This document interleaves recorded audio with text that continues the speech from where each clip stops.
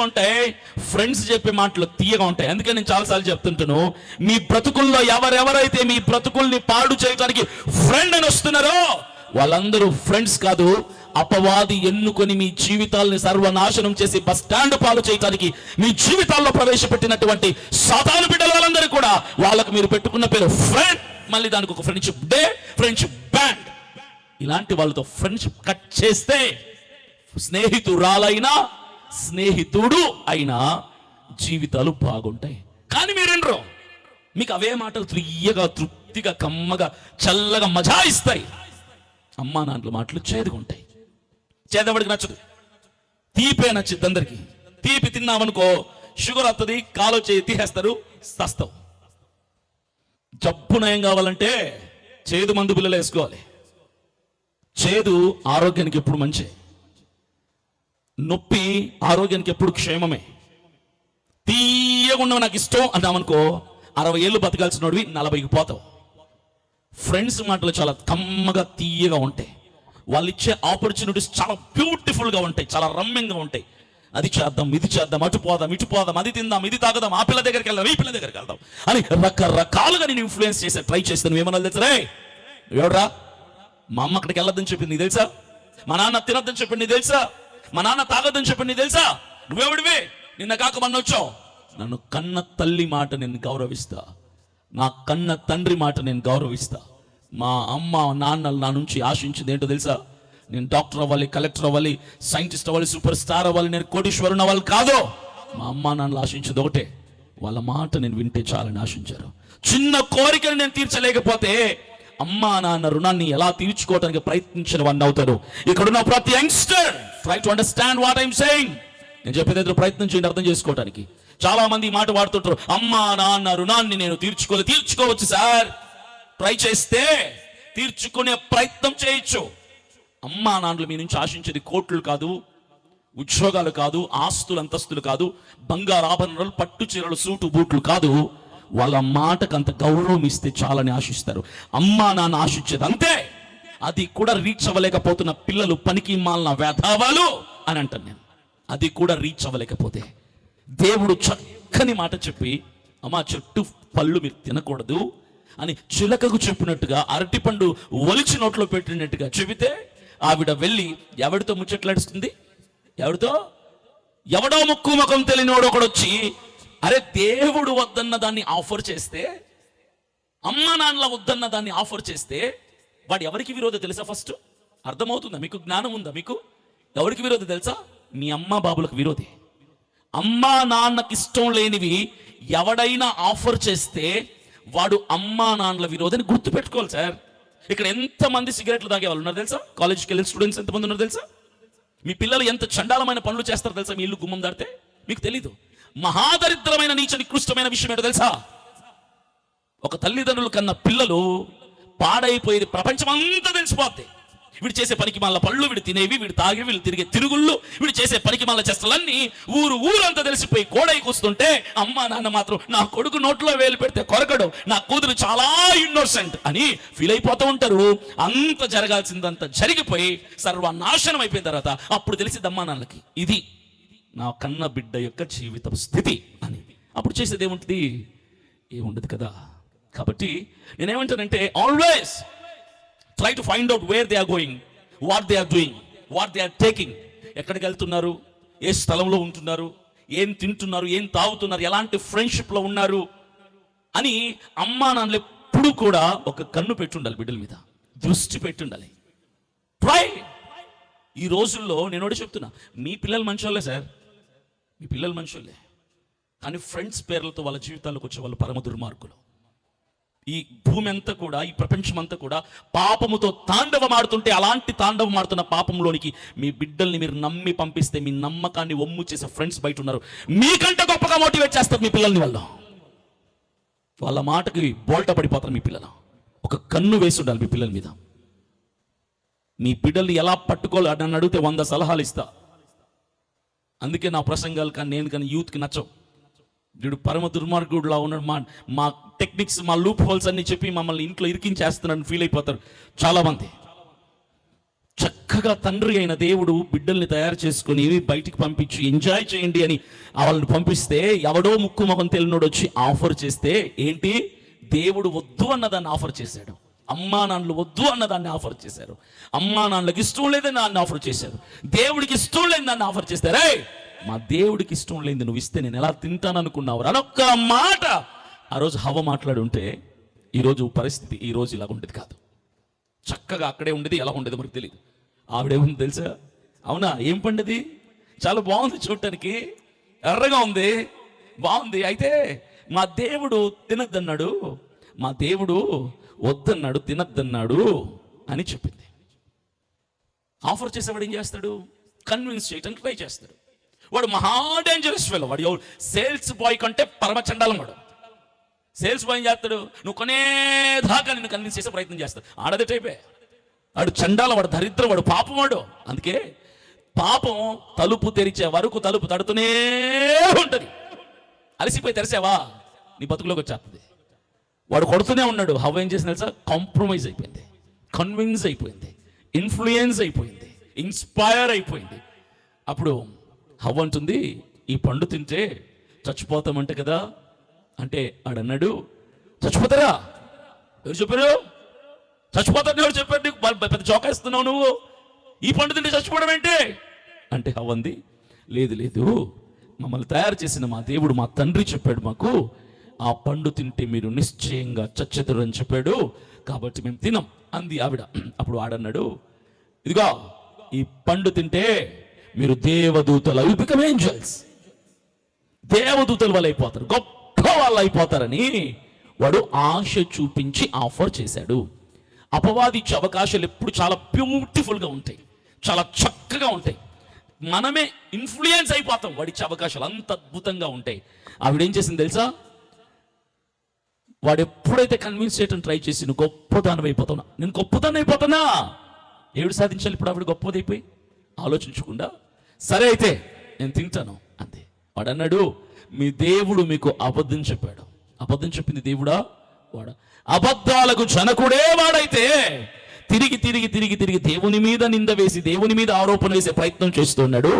మీ దేవుడు మీకు అబద్ధం చెప్పాడు, ఈ పండు తింటే గొప్ప వాళ్ళు అయిపోతారు, కానీ అమ్మా ఈ పండు తింటే చచ్చిపోరు. మీ దేవుడు చెప్పిందంతా అబద్ధం, మీ దేవుడు చెప్పిందంతా ఫాల్స్ అని చెప్తే, అవునా మా దేవుడు మంచోడు అనుకున్నా, మా తండ్రి మంచోడు అనుకున్నా, మా అమ్మకేం తెలుసురా, మా అమ్మ నా మంచి కోరి చెప్పింది అనుకున్న ఇన్నాళ్ళు, మా నాన్న మంచోడు అనుకున్న ఇన్నాళ్ళు, నా లైఫ్ కూడా వాళ్ళే బతికేస్తున్నారని సినిమా డైలాగులు చూసి కొంతమంది ఇలాంటి మాటలు మాట్లాడేస్తుంటారు ఇంట్లో. ఏం మాటలు? నా లైఫ్ కూడా మా నాన్నే బతికేస్తున్నాడు. ఎవడో చెప్పిన డైలాగ్ ఏదో సినిమాలో, నా లైఫ్ కూడా మా అమ్మే బతికేస్తుంది. అది ఎలా బతుకుతారో నాకు అర్థం కాదు. ఎవరి లైఫ్ వాడిది కదా. తల్లి తండ్రి ఏది చెప్పినా మన క్షేమం కొరకే, మన దీవెన కొరకే, మన వర్ధలత కొరకే అన్నటువంటి ఇంకిత జ్ఞానం లేని కొంతమంది బయట పనికి మాలిన వాటిని అవకాశంగా ఆఫర్ చేస్తే, అమ్మా నాన్నల్ని మర్చిపోయి అమ్మా నాన్న మాటలు పెడిచమని పెట్టేసి అమ్మా నాన్నల్ని మోసం చేయటంలో వీళ్ళకు ఉన్నటువంటి తృప్తి అంతా ఇంత కాదు, సంతృప్తి. కాబట్టి అభినయ్ దర్శన్ చాలా మంచోడు, నన్ను పిలిచి 100 రూపాయలు ఇచ్చి ఇదంతా నీదేరా ఖర్చు పెట్టుకో అన్నాడు అని వాడు చాలా హ్యాపీగా ఫీల్ అవుతాడు. దేవుడు కూడా చేసింది అదే, అంత చేసి అంత మీదే అని వాళ్ళ చేతుల్లో పెట్టాడు. వాళ్ళు చాలా హ్యాపీగా ఫీల్ అయిపోయి అక్కడి నుంచి బయలుదేరి వెళ్తూ ఉన్నారు ముందుకి అనుభవించటానికి. వెళ్తుంటే దేవుడికి చిన్న ఒక క్లారిఫికేషన్ ఇవ్వాలన్న ఆలోచన వచ్చి, ఇదిగో ఆదాము హవ్వ ఒకసారి ఇలా రండి మీతో మాట్లాడాలి అన్నాడు. వాళ్ళు నడుచుకొని వెనక్కి వచ్చారు. వెనక్కి వచ్చిన తర్వాత దేవుడు అన్నాడు, ఇదివరకు నేను చెప్పాను కదా ఏదెను వనమంతా మీదే అని. అంతా అంటే అంతా కాదు, ఏదెను వనమంతా మీదే, కానీ ఒక చిన్న కరెక్షన్, ఒక చిన్న మార్పు ఏంటో తెలుసా? ఈ ఏదెను వనమంతట్లో 1% విడిచిపెట్టండి, 1% విడిచిపెట్టండి, మిగిలిన 99% మీరు అనుభవించండి, ఆస్వాదించండి, అంతా కూడా మీదే, కానీ 1% మాత్రం మీరు విడిచిపెట్టాలి అని దేవుడు చెప్తే, ఆదాము హవ్వ ఇద్దరు కూడా ఒకరు చూసుకొని అప్పటి వరకు 1000 వాట్స్ బల్బుల్లాగా మిగమిగమిగా వెలిగిపోతున్నటువంటి మొహాలు ఒక్కసారిగా 0 బల్బుల్లాగా ఆరిపోయాయి. కారణం ఏంటో తెలుసా? అదేంటి దేవుడు ఇది వరకు అంతా మీదే అన్నారు, ఇప్పుడేమో 1% పక్కన పెట్టేయాలంటున్నారు అని వాళ్ళల్లో వాళ్ళు దిగులు పడ్డారు. మనుషుడి యొక్క తత్వం ఇలాగుంటుంది, మానవ నైజం ఏంటో తెలుసా? 100 రూపాయలు ఇచ్చి అంతా నీదే అంటే హ్యాపీగా ఫీల్ అయిన వాడిని మరలా వెనక్కి పిలిచి, తమ్ముడు 100 రూపాయలు నీదే అంటే 100 నీదే కాదురా, ఒక్క 10 రూపాయలు మాత్రం ఖర్చు పెట్టక 90 రూపాయలు ఖర్చు పెట్టేసుకో అంటే వాడు ఎలా రియాక్ట్ అవుతాడు తెలుసా? 10 రూపాయలు ఎందుకు ఖర్చు పెట్టుకోకూడదు అని, ఖర్చు పెట్టుకోవద్దు అన్న 10 రూపాయల కోసం బాధపడతాడు తప్ప ఖర్చు పెట్టుకోమన్న 90 రూపాయల కోసం ఆనందపడ్డు. దాన్నే అత్యాశ అంటారు. మనుషులందరూ కూడా ఇలాంటి అత్యాశలో బ్రతుకుతున్నటువంటి వాళ్ళే. అయితే ఆదాము హవ్వలు కూడా అత్యాశకు పోయారు. దేవుడంతా మీదే అంటే హ్యాపీగా ఫీల్ అయ్యారు.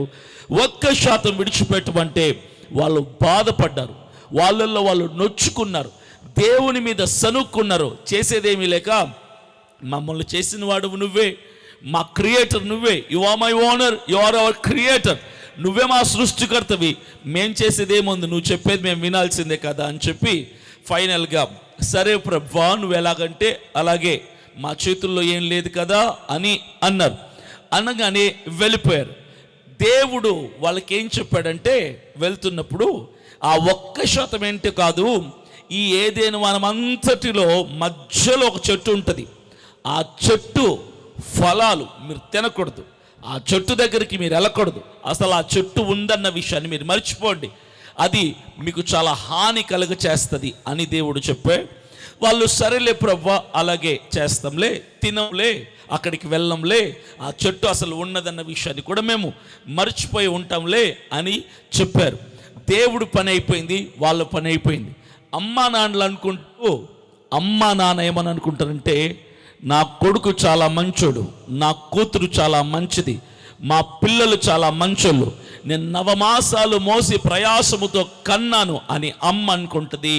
నేను కష్టపడి నా పుట్టినరోజులు, పెళ్లి రోజులు అన్నీ పక్కన పెట్టి నా కొడుకుకి, నా కుమార్తెకి పుట్టినరోజులు సెలబ్రేట్ చేస్తున్నాను, నా కొడుకు నా మీద కృతజ్ఞత భావం, థ్యాంక్ఫుల్నెస్ కలిగి ఉంటాడు అని అమ్మ అనుకుంటుంది, నాన్న అనుకుంటాడు. అమ్మ నాన్నలు బిడ్డల మీద ఇలాంటి నమ్మకాన్ని పెట్టుకొని బ్లైండ్గా వాళ్ళని నమ్ముతారు. అయితే ప్రతి తల్లి తండ్రి పిల్లల పట్ల కలిగే ఆశ ఏంటో తెలుసా? పిల్లల నుంచి కోరుకునేది ఏంటో తెలుసా? మా పిల్లలు మా మాట వినాలి, నా కుమార్తె నా మాట వినాలి, నా కొడుకు నా మాట వినాలి అని కోరుకుంటారు. ఆ కోరిక తప్పేమీ కాదు, అది మినిమం, అంతకు మించి ఏమి ఆశించారు అమ్మ నాన్నలు. ఈ అమ్మ ఏమంటదంటే, రే నువ్వు స్కూల్కి వెళ్తున్నావు కదా, స్కూల్కి వెళ్ళినప్పుడు బయట పాడైపోయి ఉంటాయి కానీ అక్కడికి వెళ్ళకు, చెడిపోయే ఉంటాయి అక్కడికి వెళ్ళకు, అవి తినకు, ఇవి తాగకు, వాడితో మాట్లాడకు, వీడితో మాట్లాడకు అని కొన్ని రూల్స్ అండ్ రెస్ట్రిక్షన్స్ పెడతారు, కొన్ని నియమాలని పెడతారు. ప్రతి అమ్మా నాన్న కూడా పిల్లలు ఎదుగుతున్నప్పుడు కొన్ని నియమాలు పెడితే పిల్లలు ఏమంటారు తెలుసా?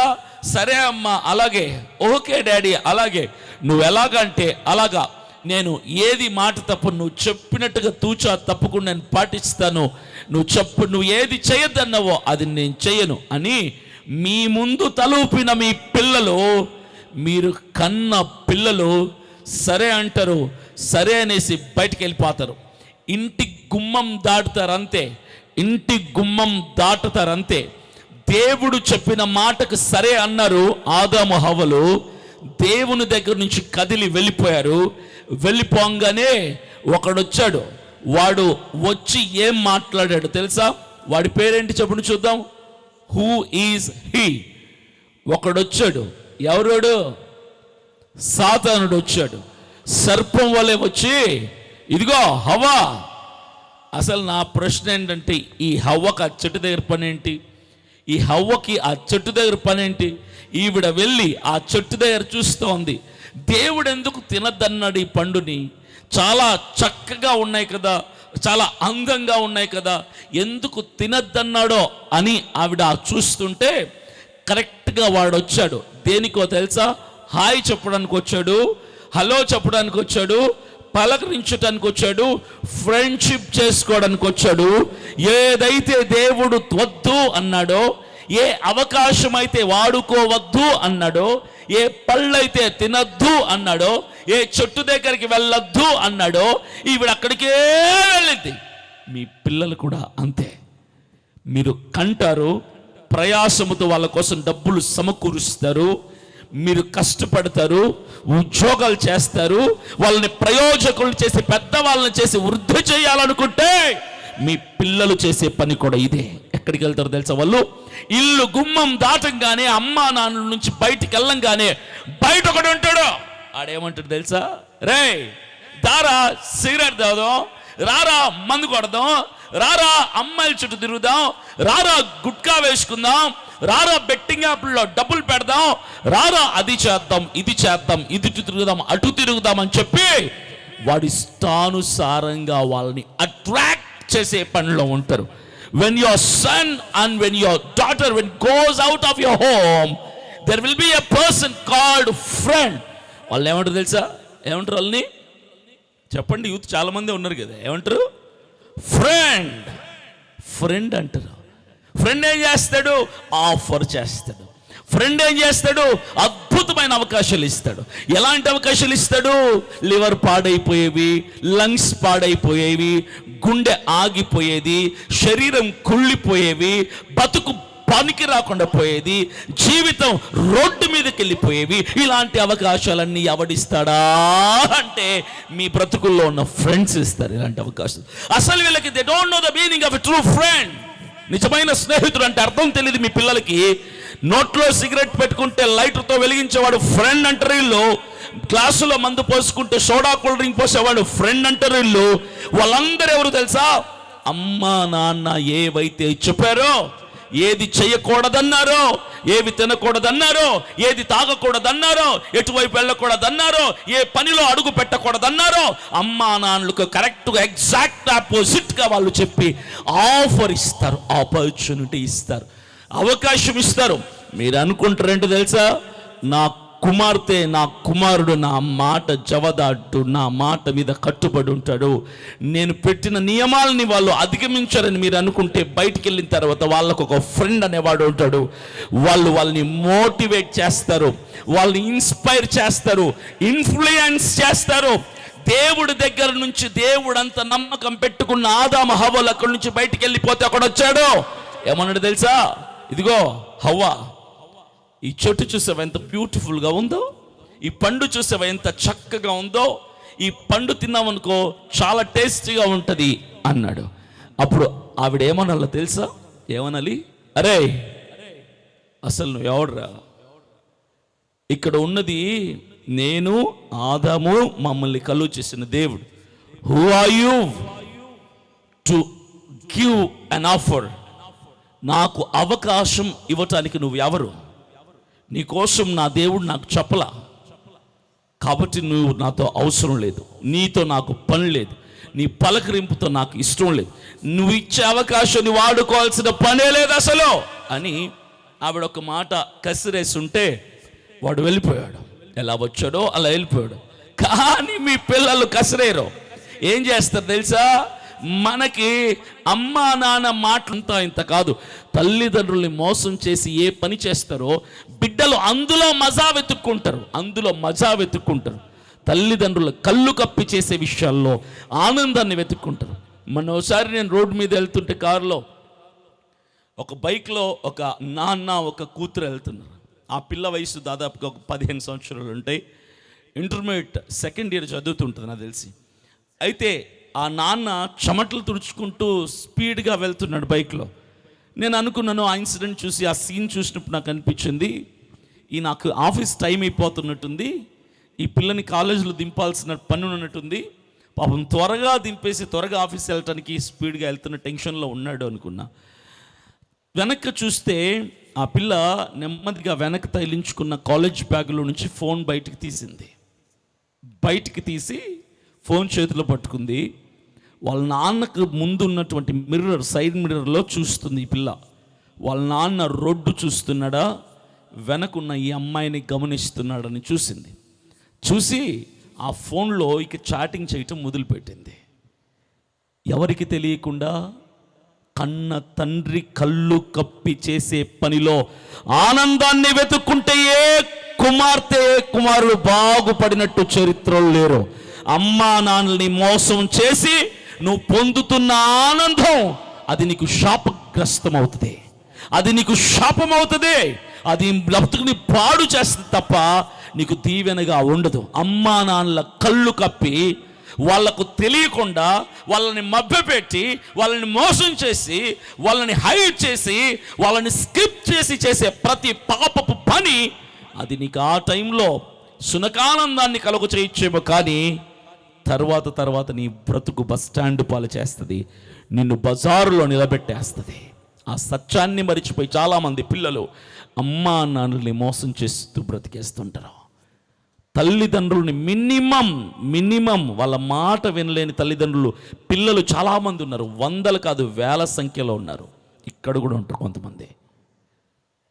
దేవుడు చెప్పిన మంచి మాటని వినలేక వద్దు అని దేవుడు చెప్తే అదే కావాలి, ఆ అవకాశమే కావాలని వాడెవడో ముక్కు ముఖం తేలిన వాడు ఇస్తే, దేవుడి మీద నెపం మోపితే అది సరే అని స్వీకరించి యాక్సెప్ట్ చేసి ఆ పండు తీసుకొని తినడమే కాకుండా తిన్న ఆ పండులో సగభాగాన్ని తీసుకొని వెళ్ళి తన భర్తకిచ్చింది ఆవిడ. ఆయన కూడా ప్రశ్నించకుండా పండును తినేశాడు. తిన్న తర్వాత జరిగింది రెండు, ఆ పండు తిన్న తర్వాత జరిగినవి రెండు. ఈరోజు మీ జీవితాల్లో ఈ ప్రశ్నకు సమాధానం దొరికింది. ఆ పండు తిన్నాక ఏం నష్టపోయారు, ఏం కోల్పోయారు? దేవుడు వద్దు అన్న అవకాశాన్ని వాడుకుంటే జరిగే నష్టాలు ఎలాగ ఉంటాయి, దేవుడికి ఇష్టం లేని అవకాశాలని వాడుకుంటే జరిగేటువంటి కీడు ఎంత భయంకరంగా ఉంటుంది తెలుసా? ఎప్పుడైతే వాళ్ళు ఇద్దరూ దేవుడు వద్దు అన్న ఆ పండుని తిన్నారో, తిన్న వెంటనే అప్పటి వరకు చట్టాపట్టాలు వేసుకుని ఒకరి కళ్ళల్లో ఒకరు చూసుకుంటూ ప్రేమగా తిరిగేటువంటి వాళ్ళ ప్రేమ కనుమరుగైపోయింది. ఆప్యాయత అనురాగం అడుగారిపోయింది. ఇద్దరు కూడా ముందు నిల్చొని చూసుకునే వాళ్ళు ఆ పండు తిన్న వెంటనే ఆదాము చెట్టు వైపుకి, హవ్వ ఒక చెట్టు వైపుకి వెళ్ళిపోయి పరిగెట్టుకొని వెళ్ళిపోయి they were hiding themselves behind the trees. చెట్ల వెనకాల దాక్కుండిపోయారు వాళ్ళిద్దరు. చెట్టు వెనకాల దాక్కుండిపోయి they could not able to face each other. ఒకరినొకరు చూసుకోలేని స్థితికి వెళ్ళిపోయారు. The love before they had that opportunity, ఆ అవకాశాన్ని వాడుకోకముందు, దేవుడు వద్దు అన్న పని చేయకముందు ఇలా ఉన్న బంధం దేవుడు వద్దు అన్న అవకాశాన్ని వాడుకున్నాక విరిగిపోయింది. The family got broke up. కుటుంబం ముక్కలిపోయింది. దంపతులు వెరైపోయారు. కుటుంబం చెల్లాచెదురైపోయింది. The reason they did against the word of God, దేవుని మాటకు వ్యతిరేకంగా వాళ్ళు చేసిన తర్వాత ఇమ్మీడియట్గా వాళ్ళ బంధం వేరైపోయింది. ఇక్కడున్న చాలామందిలో కొందరు ఎక్స్పీరియన్స్ చేస్తుంటారు, ఇది నా కుటుంబం ఎందుకు ప్రవ్వా, భార్య అంటే భర్తకి గిట్టట్లా, తల్లిదండ్రులు అంటే బిడ్డలకు గిట్టట్లా, అన్న అంటే తమ్ముడికి సెట్ అవ్వట్లా, కుటుంబంలో ఎందుకు నలుగురు ఉంటే నలుగురు నాలుగు రకాల విభేదాలతో కొట్టుకు చస్తున్నారు. వై అంటే ఒకటే రీజన్, మీ ఫ్యామిలీలో ఉన్నటువంటి వాళ్ళు దేవుడికి అయిష్టమైన పనులు చేస్తున్నారని అర్థం. When you commit something which against the lord, your family will get broke up. దేవుడికి ఇష్టం లేని అయిష్టమైన పనులు నువ్వు కనుక క్రైస్తవుడిగా ఉంటూ చేస్తే ఖచ్చితంగా కుటుంబం ముక్కలు ముక్కలైపోద్ది, చల్లా చెదురైద్ది. తల్లికి భార్యకు తల్లికి బిడ్డకు పడదు, భార్యకు భర్తకు పడదు, అన్న తమ్ముడికి పడదు, అక్క చెల్లికి పడదు, అత్త కోడళ్ళకి పడదు, మామ అల్లుళ్ళకి పడదు. కుటుంబం అంతా కూడా ముక్కలు ముక్కలుగా అయిపోద్ది. They last there love. పూర్వపు ప్రేమని, పూర్వపు అనురాగాన్ని, పూర్వపు ఐక్యతని వాళ్ళు కోల్పోయారు దేవుడు వద్దు అన్న పని చేసినప్పుడు. రెండవ లాస్ ఏంటో తెలుసా? రెండవ నష్టం ఏంటో తెలుసా? అప్పటి వరకు నా దేవుడు వస్తాడు, నాతో సహవాసం చేస్తాడని ఎదురు చూసేటువంటి ఆ కనులు ఇప్పుడు దేవుడు వస్తాడేమో, ఎలా మనం ఆయన్ని ఫేస్ చేయాలి, దేవుడు వస్తాడేమో ఆయన్ని ఎలా మనం మొహాలు చూపించాలి, దేవుడు వస్తాడేమో అని భయంతో విలవిలలాడిపోతున్నారు.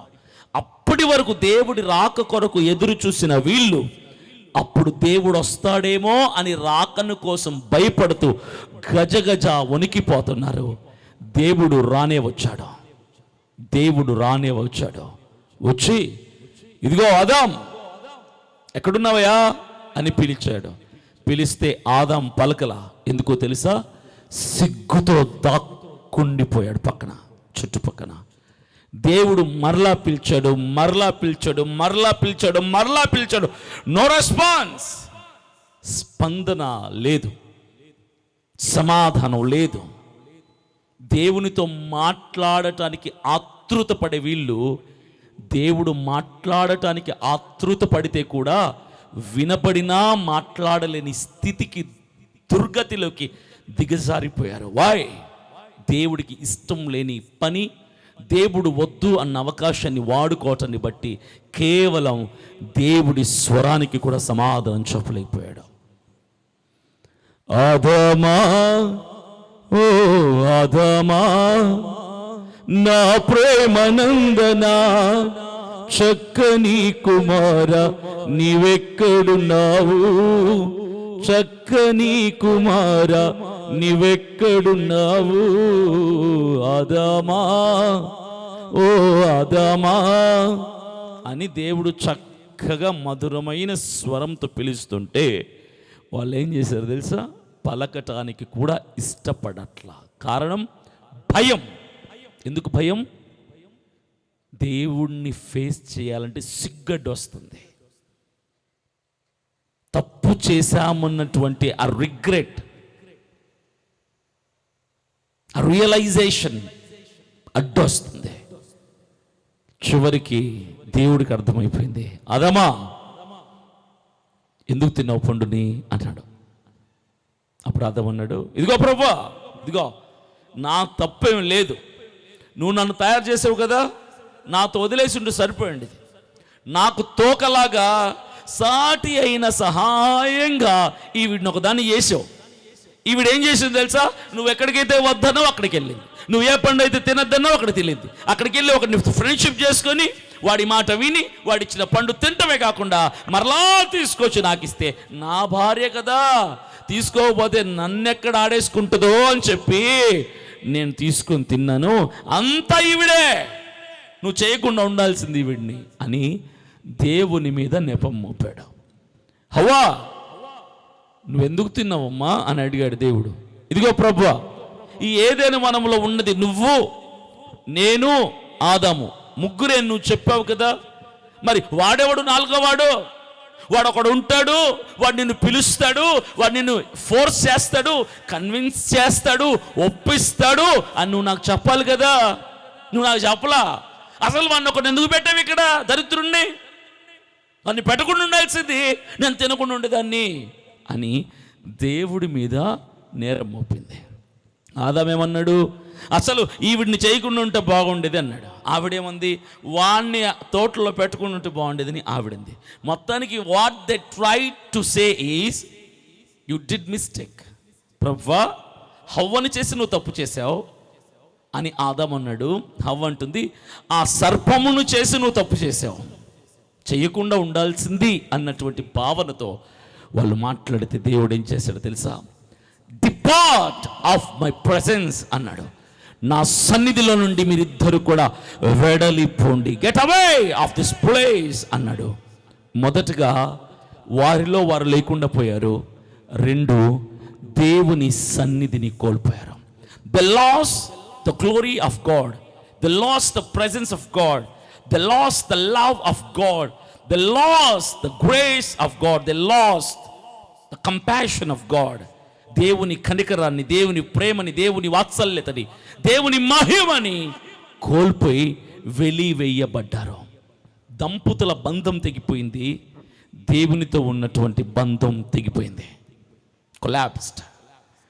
దేవుడు వద్దు అన్న అవకాశాన్ని వాడుకున్నందుకు ఏమైపోయారు? ఇద్దరు కూడా వెలివేయబడ్డారు, శ్రమల్లోకి వెళ్ళిపోయారు, శపించబడ్డారు, ఆశీర్వాదాన్ని లూజ్ చేసుకున్నారు.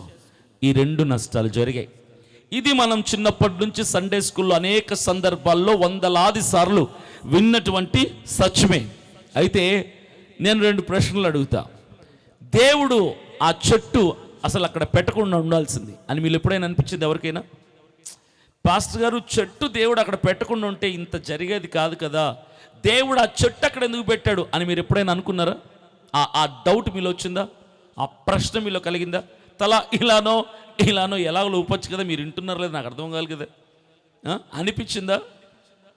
ఆ చెట్టు లేకుంటే బాగుంటుంది అనిపించింది. దేవుడు ఏం ఫీల్ అవ్వడు, ఉన్నది చెప్పండి పర్లేదు. అనిపించిందా? అనిపించలేదా? అనిపించిందంట. చెట్టు పెట్ట మీరు కూడా సలహాదారులే దేవుడికి, అడ్వైజర్స్ టు ద లార్డ్.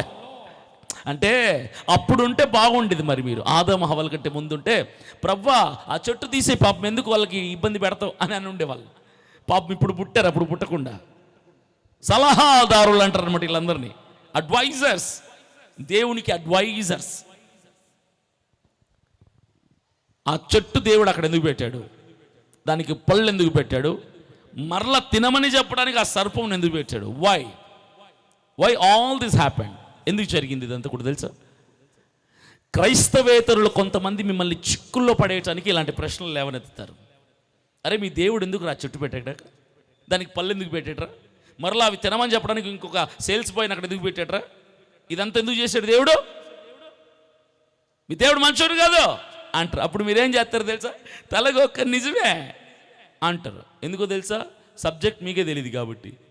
క్రైస్తవుల ఫీలింగ్ ఏంటంటే, అన్న మాకు పీజీ పిహెచ్డి పాఠాలు చెప్పండి, మేము క్రైస్తవంలో 20 years seniority, 10 years seniority, 35 years seniority ఉంది క్రైస్తవ్యంలో. మీలాంటి ప్రసంగాలు కొన్ని వేలకు విన్నాం, మాకు మర్మాలు ధర్మాలు అంతరంగాలు చెప్పండి అంటారు. నేనేమంటాను తెలుసా? మీకు అంత సీన్ లేదు. పీజీ పిహెచ్డి అనుకుని ఫీల్ అయ్యే ఆల్ఫాబెటికల్స్ దగ్గర ఆగిపోయినటువంటి స్థితి ఎల్కేజీ. మీరు ఎల్కేజీ ఇన్ క్రిస్టియానిటీ. క్రైస్తవ్యంలో మీరు పీజీ పిహెచ్డి అని మీరు భ్రమపడతారు, కానీ మీరు క్రైస్తవ్యంలో ఎల్కేజీ దగ్గరే ఉన్నారు. మిమ్మల్ని ఏం చేయాలి తెలుసా? చేతిలో బల్పం పెట్టి కింద ఒక పలక పెట్టి దాంట్లో ఏలు ఏబిసిడీలు గీయించాలి. That's your stage. అది మీ స్థాయి. అక్కడుండి మీరు ఏదో ఫీల్ అయిపోతుంటారు. సీనియారిటీ కాదు. చాలామంది క్రైస్తవుల బేసిక్ లెవెల్లోనే ఆగిపోయారు. ఎందుకు ఆ చెట్టు దేవుడు అక్కడ పెట్టాడు? ఎందుకు ఆ పళ్ళు పెట్టాడు? వాడిని ఎందుకు పెట్టాడు? వీళ్ళని బతిమలాడి ఒప్పించి తినిపించేలా ఎందుకు చేశాడు? ఇవన్నీ తెలియదు. ఎందుకు పెట్టాడు తెలుసా? I have two reasons. మొట్టమొదటిది, ఆ చెట్టు దేవుడు అక్కడ పెట్టడానికి గల, కొంతమంది అనుకుంటారు దేవుడు వాళ్ళని శోధించాడు, దేవుడు వాళ్ళని పరీక్షించాడు. దేవుడు ఏం సాడిస్ట్ కాదు, మనిషిని పరీక్షించటానికి, శోధించటానికి. ఇప్పుడు కాదు. ఇప్పుడు శోధిస్తాడు, ఇప్పుడు పరీక్షిస్తాడు. అప్పుడు పరీక్షించాల, అప్పుడు శోధించాల, ఇప్పుడు పరీక్షిస్తాడు. అప్పుడు ఎందుకు పెట్టాడు ఆ చెట్టు తెలుసా? God had a great trust upon their children.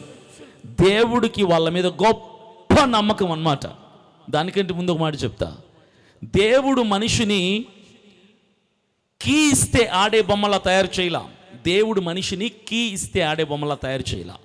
ఇంకా మీకు అర్థం కావాలంటే, దేవుడు మనిషిని టీవీ లాగా తయారు చేసి రిమోట్ కంట్రోల్ దేవుడి చేతిలో పెట్టుకుంటే సూపర్గా ఉండేది కదా, కానీ పెట్టుకోవాలా. దేవుడు మంచోడు కాబట్టి. దేవుడు మనిషిని ఎలా తయారు చేశాడు తెలుసా? స్వతంత్రుడిగా తయారు చేశాడు. ఒక ఫ్రీడమ్ ఇచ్చాడు దేవుడు. అన్నీ మంచివి కాదు, అన్నీ చెయ్యదగినవి కాదు, కానీ ఫ్రీడమ్ అయితే ఉంది. ఫ్రీడమ్ ఉంది. దేవుడు మంచివాడు కాబట్టి మనల్ని తయారు చేసి మన రిమోట్ కంట్రోల్ మన చేతుల్లో పెట్టాడు. నా లాంటోడైంటి దేవుడు మనిషిని తయారు చేసి రిమోట్ కంట్రోల్ నా చేతిలో పెట్టుకుంటున్నాయి. దేవుడు మంచివాడు కాబట్టి స్వతంత్రుడిగా చేశాడు. ఆదాము హవ్వ, మీరు ఈ తోటలో ఉన్న ఏ పళ్ళైనా తినచ్చు, కానీ ఆ పళ్ళు కూడా మీరు తినచ్చు, కానీ అవి తినకూడదు. అంతే. స్వేచ్ఛ ఇచ్చాడు దేవుడికి, మనిషికి స్వతంత్రం ఇచ్చాడు. దేవుడు ఎప్పుడు కూడా బలవంతంగా షట్టు పట్టుకొని ఈడ్చుకెళ్ళి ఇంట్లో పడేయాలని కోరుకోడు దేవుడు. నీకుగా స్వతహాగా వద్దు అనుకోవాలని ఆశిస్తాడు దేవుడు. మనిషి రిమోట్ దేవుడి దగ్గర ఉంటే కథ ఎలా ఉండదు తెలుసా? రిమోట్ గ్రేటా, టీవీ గ్రేటా? చెప్పండి చూద్దాం. టీవీ గ్రేటా, రిమోట్ గ్రేటా? టీవీ గ్రేట్ అన్నులు చేతులు ఎత్తండి. టీవీ గ్రేట్ అన్నులు చేతులు ఎత్తండి అమ్మా. అసలు టీవీ అంటండి ఎలా ఉంటుంది పాస్టర్ గారు? మేము క్రైస్తవులమండి, మా ఇంట్లో టీవీలు ఉండవు అన్నట్టు పెట్టారు ఎక్స్ప్రెషన్లు. సరే, రిమోట్ గ్రేట్ అన్నులు చేతులు ఎత్తండి. ఓ, అందరూ రిమోట్లకి ఎత్తారు చేతులు. చేతులు ఎత్తిన వాళ్ళందరూ పని చేయండి అమ్మా. మీ టీవీలు తీసుకెళ్ళి పడేసి రిమోట్లు ఇంట్లో పెట్టుకోండి, రిమోట్లనే చూసుకుంటూ బ్రతకండి. ఇప్పటి నుంచి రిమోట్లు కొనండి. రిమోట్ గ్రేట్ కాబట్టి, టీవీ గ్రేట్ కాదు కాబట్టి కొంట్రా. మీరు చెప్పాల్సిన ఆన్సర్ ఏంటో తెలుసా? రిమోట్ లేకపోతే టీవీ పని చేయదు, టీవీ లేకపోతే రిమోట్ పని చేయదండి. రెండు ఒకదానికొకటి ఇంటర్లింక్డ్ అని చెప్పాలి. టీవీ 1,00,000 ఉంటుంది, రిమోట్ 200 నుంచి 500 రూపాయల లోపల ఉంటుంది. టీవీ 10 లక్షలు ఉంటుంది, రిమోట్ మాత్రం 200 నుంచి 500 రూపాయల లోపలే ఉంటుంది. కానీ 1,00,000 రూపాయల టీవీని కూడా ఆపరేట్ చేసేది 100 రూపాయల రిమోటే కదా. రిమోటే కనుక లేకపోతే టీవీని మనం ఆపరేట్ చేయడం చాలా కష్టం. అందులో ఇప్పుడు వస్తున్న లేటెస్ట్ టెక్నాలజీ కర్వ్ టీవీస్ని అసలు టచ్ బటన్స్ కూడా ఏమి ఉండవు, ఆపరేట్ చేయడం చాలా కష్టం. రిమోట్ లేకపోతే దేవుడు మిమ్మల్ని టీవీలాగా తయారు చేసి మనుషుల్ని, మనిషి యొక్క రిమోట్ కంట్రోల్ ఆయన చేతుల్లో పెట్టుకుంటే కథ ఎలాగుండదు తెలుసా? వీడు పొద్దున్నే లేచి, ఉదయాన్నే లేచి, భార్య పాప వీడికంటే 1 గంట ముందు లేచి క్యారీ బాక్స్ రెడీ చేసి క్యారీ బాక్స్ చేతులు పెడితే ఆ క్యారీ బాక్స్ పట్టుకొని ఆ ఎండలో కష్టపడి నడుచుకుని ఆ కూలి పనికి వెళ్ళిపోయి ఆ గాలనక ఎండనక కష్టపడి సాయంకాలం 6 గంటల వరకు 8 గంటల పాటు ప్రయాసపడి కష్టపడితే సాయంకాలం వీడి చేతుల్లోకి వచ్చే 800 రూపాయలు తీసుకొని, నా కోసం నా భార్య బిడ్డలు ఇంట్లో వెయిట్ చేస్తున్నారు కదా అని ఇంకిత జ్ఞానం లేనటువంటి వీడు తాగుబోతూ సచ్చినోడు కాబట్టి భార్య బిడ్డలు ఏమైపోతే నాకెందుకులే, నా కష్టార్జితంతో నేను సుఖపడాలి అని వైన్ షాప్ దగ్గరికి వెళ్ళి బారుగా నిలబడినటువంటి లైన్లో నిలబడేటువంటి పనికి మాలిన వాడేం చేస్తాడు తెలుసా? నా టర్న్ ఎప్పుడు వస్తుందా, నేను తాగేద్దామా అని నోరు చప్పరించుకుంటూ నిలబడతాడు. ఇలాంటి వాళ్ళు నేను ఏం ప్రశ్న అడుగుతానంటే, అరే కష్టపడి పని చేస్తే వచ్చిన కూలి పైసలతో నీ మీద ఆధారపడ్డ భార్య బిడ్డల్ని కదరా నువ్వు పోషించాలి. వెళ్ళి నీ పొట్టను సుఖపరచుకోవడానికి వైన్ షాప్ దగ్గర నిలబడతావు నువ్వు, తప్పు కదా అంటే వాడి దగ్గర ఈ ప్రశ్నకు ఆన్సర్ ఎప్పుడో రెడీ చేసుకుని ఉంటాడు. అరంటాడు, ఏం చేద్దామన్నా పొద్దున్న నుంచి ఎండనక గాలనక కష్టపడి ఒళ్ళు నొప్పులు వస్తున్నాయి, బాడీ పెయిన్స్ వస్తున్నాయి. ఈ నొప్పులు తగ్గాలంటే ఆ మందు కొడితే తప్ప నాకు నొప్పులు. అరే నువ్వు పనికి వెళ్ళటం మానేయరా, ఇంట్లో కూర్చో, నీ భార్య పోషిస్తుంది నిన్ను. నువ్వు పనికి వెళ్ళటం ఎందుకు? నొప్పులు తెచ్చుకోవడం ఎందుకు? వచ్చిన డబ్బులతో తాగటం ఎందుకు? ఉపయోగం ఏముంది ఇక్కడ? వాడు మందు దాటని వరుసలో నిల్చొని ఉన్నాడు, అందరు అయిపోయారు, వీడి టర్న్ వచ్చింది, తాగటానికి వెళ్ళాలి. ఇప్పుడు వాడు రిమోట్ ఎక్కడ ఉందో తెలుసా? దేవుడి దగ్గర ఉంది. వాడిక్కడే ఉంటాడు భూమి మీద, రిమోట్ మాత్రం అక్కడ ఉంటుంది. ఎక్కడ? ఓనర్ దగ్గర ఉంటుంది రిమోట్. వీడు ఇక్కడ ఉన్నాడు. ఇప్పుడు వీడు నేను మందు తాగడానికి వెళ్దామా అని అడుగేద్దామంటే దేవుడు ఏం చేస్తాడు? దేవుడికి నచ్చదు కదా. ఇప్పుడు ఎవడన్నా మందు తాగుతాడు, దేవుడు నచ్చుతుందా? చెప్పండి అమ్మా.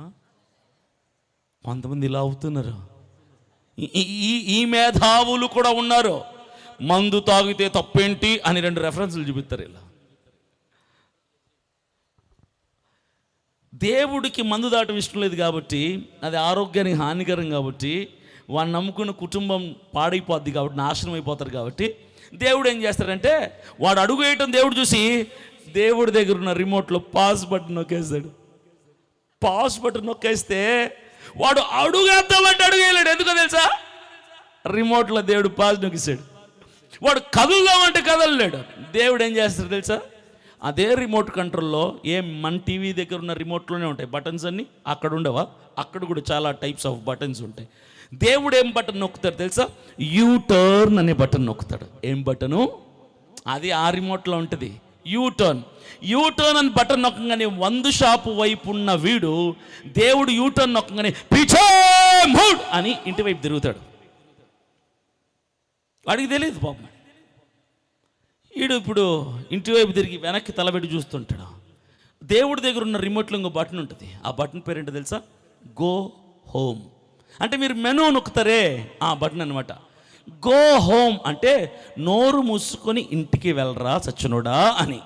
దేవుడు ఎప్పుడైతే గోహోం బటన్ నొక్కుతాడో వీడు పరుగు పరుగు పరుగు పరుగు పరుగు పరుగు పరుగు పరుగు ఇంటికి వెళ్ళిపోయి ఆ కూలి పైసలు వాళ్ళ భార్య చేతులు పెడితే ఆవిడ అనుకుంటుంది, ప్రభా నీకు స్తోత్రం నాయనా, ఇంతకాలం నుంచి ప్రార్థన చేస్తే నా ప్రార్థనని ఈ తాగుబోతు సచ్చురాన్ని ఈరోజు మార్చావు కదా ప్రభా, ఎంత గొప్పవాడివి నాయనా నువ్వు, నా భర్త ఎంత మంచివాడు ప్రభా అనుకుంటుంది ఈవిడ. ఇప్పుడు చెప్పండి, గొప్పవాడు వీడా దేవుడా? దేవుడే గ్రేట్ కదా. వీడు మంచోడా దేవుడు మంచోడా? మందు మానింది వీడా దేవుడు మానిచ్చాడా? వీడికి స్వతంత్రం ఉందా దేవుడు స్వతంత్రాన్ని లాగేసుకున్నాడా? ఇలాంటి చెప్పరు. భయం. దేవుడు మంచోడు కాదు కాబట్టే వానికి స్వాతంత్రం ఇవ్వకుండా లాగేసుకుని ఆయన ఎవరండి చెప్పడానికి నేను మందు తాగలా వద్దా? సరే చెప్తే సరిపోయేదే, ఆపేస్తాడు బలవంతంగా పట్టుకొని. సిగరెట్ తాగుతాను చెయ్యి ఆపేస్తాడు ఇక్కడ నోటి దగ్గర రాకుండా, తప్పు కదా ఎలాగా? అప్పుడు నాకు స్వాతంత్రం ఎక్కడున్నట్టుగా? స్విచ్ చేస్తే ఆడాలి, ఆఫ్ చేస్తే ఆగిపోవాలి, ఇది కాదు. అందుకే దేవుడు నేను మంచివాణ్ణిరా అని చెప్పడానికి ఏం చేశాడు తెలుసా? మందు తాగొచ్చు కానీ అది మంచిది కాదు, సిగరెట్ తాగొచ్చు కానీ అది మంచిది కాదు, నేను నీకు దాని మీద నీకు ఫ్రీడమ్ ఇచ్చాను కానీ అది నువ్వు చేయకూడదు అని చెప్పడానికి దేవుడు చాలా ప్రయత్నం చేశాడు. ఆ చెట్టు అక్కడ పెట్టడానికి కూడా కారణం అదే. అది తినద్దండమ్మా అని చెప్పాడు దేవుడు. ఆ చెట్టును తీసేస్తే అర్థం ఏంటో తెలుసా? వాళ్ళని ఈయన కంట్రోల్లో పెట్టుకున్నట్టు. దేవుడు ఇక్కడ ఉన్న ఎవరిని కంట్రోల్లో పెట్టుకోవాలనుకోడు దేవుడు. అందరికీ ఫ్రీడమ్ ఇచ్చాడు. మంచేదో చెడేదో చెప్పాడు. పరిశుద్ధ బైబిల్ గ్రంథం అంతట్లో మంచి చెడులని స్పష్టముగా సుస్పష్టముగా దేవుడు వివరించి ఏది చేయొచ్చు ఏది చేయకూడదు చెప్పేశాడు. దేవుడి పని అయిపోయింది. నిన్ను తయారు చేసిన దేవుడు నీ రిమోట్ నీ చేతుల్లో పెట్టేశాడు, ఫ్రీడమ్ ఇచ్చాడు దేవుడు. ఆదాము హవ్వలు కూడా దేవుడు స్వతంత్రుడిగా తయారు. Many of the people and many of the youngsters they don't know the true meaning of freedom. చాలామందికి ఫ్రీడమ్ అర్థం తెలీదు. చాలామందికి ఫ్రీడమ్ గురించినటువంటి అర్థం తెలీదు. ఫ్రీడమ్ గురించిన అర్థం తెలీదు. భారతదేశానికి 1947వ సంవత్సరంలో ఫ్రీడమ్ వచ్చింది, ఇండిపెండెన్స్ వచ్చింది. ఈరోజు ఆడపిల్ల 12 గంటలకు బయటికి వెళ్తే 12 గంటలకు రాత్రి కాదు సార్, ఉదయం 12 గంటలకు బయటికి వెళ్తే కూడా తిరిగి ఇంటికి క్షేమంగా వస్తుంది లేదు, గ్యారంటీ లేదు. వాయ్? కొంతమంది మగ వాళ్ళకి మగాహంకారం కలిగిన మృగాల్లాగా రోడ్డు మీద తిరుగుతున్న వాళ్ళకి ఫ్రీడమ్ అని భావిస్తూ ఆడపిల్లల్ని ఎత్తుకెళ్ళి రేపులు చేస్తున్నారు. ఫ్రీడమ్ ఉంది నాకని. Do you know the meaning of freedom? Freedom అంటే ఏంటో తెలుసా? అభినయ్ దర్శన్కి మటన్ బిర్యానీ అంటే చాలా ఇష్టం, కానీ నేను అది తినకూడదు అని తెలిసిన తర్వాత నా పళ్ళెంలో బిర్యానీ ఉన్న మటన్ బిర్యానీ నాకు ఇష్టమైంది, నా కళ్ళ ముందున్న నా చేతికి అందుబాటులో ఉన్న ఎవ్వడు నన్ను అడిగేవాడు ఆపేవాడు లేకపోయినా సరే అది చూస్తూ నిగ్రహ శక్తితో దాన్ని ముట్టకుండా ఉండటమే నిజమైన freedom. That's the true freedom. Freedom అంటే అది అర్థం తెలియదు. ఫ్రీడమ్ అంటే చాలామందికి నాకు దాని మీద స్వతంత్రం ఉంది కానీ నేను చెయ్యకూడదు అని తెలిసినప్పుడు చెయ్యకుండా ఉండటమే నిజమైన ఫ్రీడమ్. చాలామంది ఇంట్లో తల్లిదండ్రులతో ఫైట్ చేస్తూ ఉంటారు. స్వతంత్ర సమరయోధుల కంటే వీళ్ళు చేసే ఫైట్ ఎక్కువ. ఫ్రీడమ్ ఫైటర్స్ అందరు ఇళ్లలోనే ఉంటారు. మా అమ్మ నాకు ఫ్రీడమ్ తీసేసుకుంటుంది, మా నాన్న నా ఫ్రీడమ్ తీసేసుకుంటున్నారని పోట్లాడుతూ ఉంటారు చాలామంది. ఫ్రీడమ్ అంటే ఏంటి తెలుసా? ఫ్రెండ్స్తో షికారుకు పంపిస్తే అప్పుడు అమ్మ మంచిది, సినిమాకు పంపిస్తే అమ్మ మంచిది, పాకెట్ మనీ ఇస్తే అమ్మ మంచిది. ఫ్రీడమ్ ఇది ఫ్రీడమ్ అంటే ఇది ఫ్రీడమ్ కాదు. ఫ్రీడమ్ అంటే ఏంటి తెలుసా? చెయ్యకూడని దాన్ని చెయ్యకుండా చూస్తూ ఉండిపోవటం ఫ్రీడమ్ అంతే. దేవుడు ఆదాము హవ్వల్ని మెషిన్స్ లాగా తయారు చేయలా, మనుషుల్లాగా తయారు చేసి వాళ్ళకి స్వతంత్రాన్ని ఇస్తే ఆ స్వతంత్రాన్ని వాళ్ళు ఏం చేసుకున్నారో తెలుసా? చెడ్డదానికి వాడుకున్నారా. దేవుడు బలవంతంగా ఆపేవాడు కాబట్టి చూస్తూ ఆపకుండా ఉండిపోయాడు. That's their freedom. ఈరోజు నీకు కూడా భూమి మీద అన్నిటి మీద ఫ్రీడమ్ ఉంది. మీలో చాలామంది సినిమాలు చూస్తారు కానీ ఏం తెలియనట్టుగా ఇక్కడ మొహాలన్నీ అమాయకంగా పెట్టుకొని కూర్చున్నారు. సీరియల్ చూస్తారు, యూట్యూబ్లో వీడియోలు చూస్తారు, ఇంకా చెత్త చెత్త చదారమంతా చూస్తారు చేస్తారు, కానీ ఇక్కడ మాత్రం ఏం తెలియనట్టుగా ఉంటున్నారు. దేవుడు మిమ్మల్ని ఎప్పుడైనా బలవంతంగా ఆపాడా? సినిమా చూసేటప్పుడు నీ కళ్ళకు చేయడం పెట్టాడా? నువ్వు పోర్న్ వీడియోస్ చూస్తున్నప్పుడు నీ కళ్ళకు చేయడం పెట్టాడా? నువ్వు సిగరెట్ కొంటున్నప్పుడు షాప్ వాడు నీకు ఇవ్వకుండా చేశాడా? నువ్వు వ్యభిచారానికి వెళ్తున్నప్పుడు దేవుడు నిన్ను యాక్సిడెంట్ చేసి ఆపేశాడా? లేదే. ఇవన్నీ నేను చేయలేదే. కారణం ఏంటో తెలుసా? నీకు చెప్పాడు అది చెడ్డదని, అయినా నువ్వు చేస్తానంటే చేసుకో, దాని ప్రతిఫలం నీకు వేరే ఉంటుంది అంటాడు దేవుడు. దేవుడిచ్చిన స్వాతంత్రాన్ని పోగొట్టుకున్నారు ఆదాము హవ్వలు. దేవుడు పెట్టుకున్న నమ్మకాన్ని పోగొట్టుకున్నారు ఆదాము హవ్వలు. They lost the trust that God had on them. దేవుడు వారి మీద పెట్టుకున్న నమ్మకాన్ని, దేవుడు వాళ్ళకి ఇచ్చినటువంటి స్వతంత్రాన్ని రెండిటిని కూడా పోగొట్టేసుకొని, వద్దు అన్న అవకాశాన్ని వాడుకొని, ఎవడో ముక్కు ముఖం తెలియని వాడు చెప్పిన దాన్ని వాడుకొని, వాడే నా ట్రూ ఫ్రెండ్ అనుకొని, చివరికి ఉన్న స్థితిని కూడా కోల్పోయి రోడ్డున పడిపోయారు, శపించబడ్డారు, దేవుని సన్నిధిలో నుంచి దూరంగా వెడలిపోయారు. That's the loss in their life. అది వాళ్ళ స్థితి. చెడ్డ అవకాశం ఎప్పుడు కూడా అందంగా ఉంటుంది. ఎవరెవరో మీకు అవకాశాలు ఇస్తారు. నన్ను పెళ్లి చేసుకో అంటారు, ఐ లవ్ యూ అంటారు, ఆ బిజినెస్ చేయ అంటారు, అక్కడ పెట్టుబడి పెట్టు అంటారు, వాడికి లంచం ఇవ్వడానికి జీవితం సెటిల్ అయిపోద్ది అంటారు. ఇలాంటివన్నీ అందమైన ఆపర్చునిటీస్ బాగుంటాయి. కానీ అడుగు వేసావా పాతాళంలోకి కూరుకుపోతావు. ఏడిస్తే కూడా లేవనెత్తి చెయ్యి రాదు ఉంది చెప్తున్నా. కాబట్టి వద్దు అన్న అవకాశాన్ని వాడుకోకుండా, అపవాది ఇచ్చే అవకాశం ఏదో తెలుసుకొని ముందుకు అడుగులేస్తే మీ జీవితాలు దీవెనకరంగా ఉంటాయి. నెక్స్ట్ క్యారెక్టర్, రెండవ పర్సన్ కోసం నేను చెప్పి షార్ట్గా 10 నిమిషాల్లో ముగించేస్తా. జెనసిస్ చాప్టర్ 39, ఆదికాండము 39వ అధ్యాయం. ఆదికాండం 39వ అధ్యాయం. ఇతని పేరు యోసేపు. పరిశుద్ధ బైబిల్ గ్రంథం అంతట్లో నాకు తెలిసి maximum number of Christian people అందరికీ బాగా ఇష్టమైనటువంటి ఇన్స్పిరేషనల్ క్యారెక్టర్, చాలా ఇన్ఫ్లుయెన్స్ చేసే క్యారెక్టర్ ఇతను యోసేపు. చాలా చిన్న వయసులో దేవుని మనసుని గెలుచుకున్నటువంటి వాడు. ఎక్కడా కూడా వెనకడుగు వేయకుండా, తప్పటడుగు వేయకుండా తన పరిశుద్ధతని కాపాడుకున్నటువంటి మహామేధావి. చిన్న వయసు నుంచే దేవుని కొరకు నిలబడినటువంటి వాడు యోసేపు. 39వ అధ్యాయం. యోసేపు యొక్క జీవితంలో జరిగింది ఏంటంటే, తన అన్నలే ఈర్ష్యతో, అసూయ ద్వేషాలతో తనను తీసుకెళ్లి పరాయి దేశానికి అమ్మివేస్తే, బానిసగా అమ్మివేయబడినటువంటి యోసేపు ఆ దేశంకి వెళ్ళిపోయి ఆ బానిసత్వంలో బ్రతుకుతున్నాడు. ఇతనితో పాటుగా వందలాది మంది బానిసలు అక్కడ ఉన్నారు. ఇతను కూడా వందలలో ఒక్కడిగా వెళ్ళాడు. వీరిపైన నియమించబడినటువంటి ఒక అధికారి పేరు పోతీఫర్, యజమాని. అతని కింద బానిసత్వంలో వీళ్ళు ఉన్నారు. అతని పని ఏంటంటే వీళ్ళని గమనిస్తూ ఉండటం. అయితే వీళ్ళు పని చేస్తున్న 2-3 రోజులు 4 రోజుల తర్వాత పోతీఫర్ అనేటువంటి అధికారి యోసేపుని పిలిచాడు. బాబు ఇలారా, నువ్వు నాకు నచ్చావురా బాబు, చిన్నాడివైనా అందరికంటే చక్కగా పనిచేస్తున్నావు.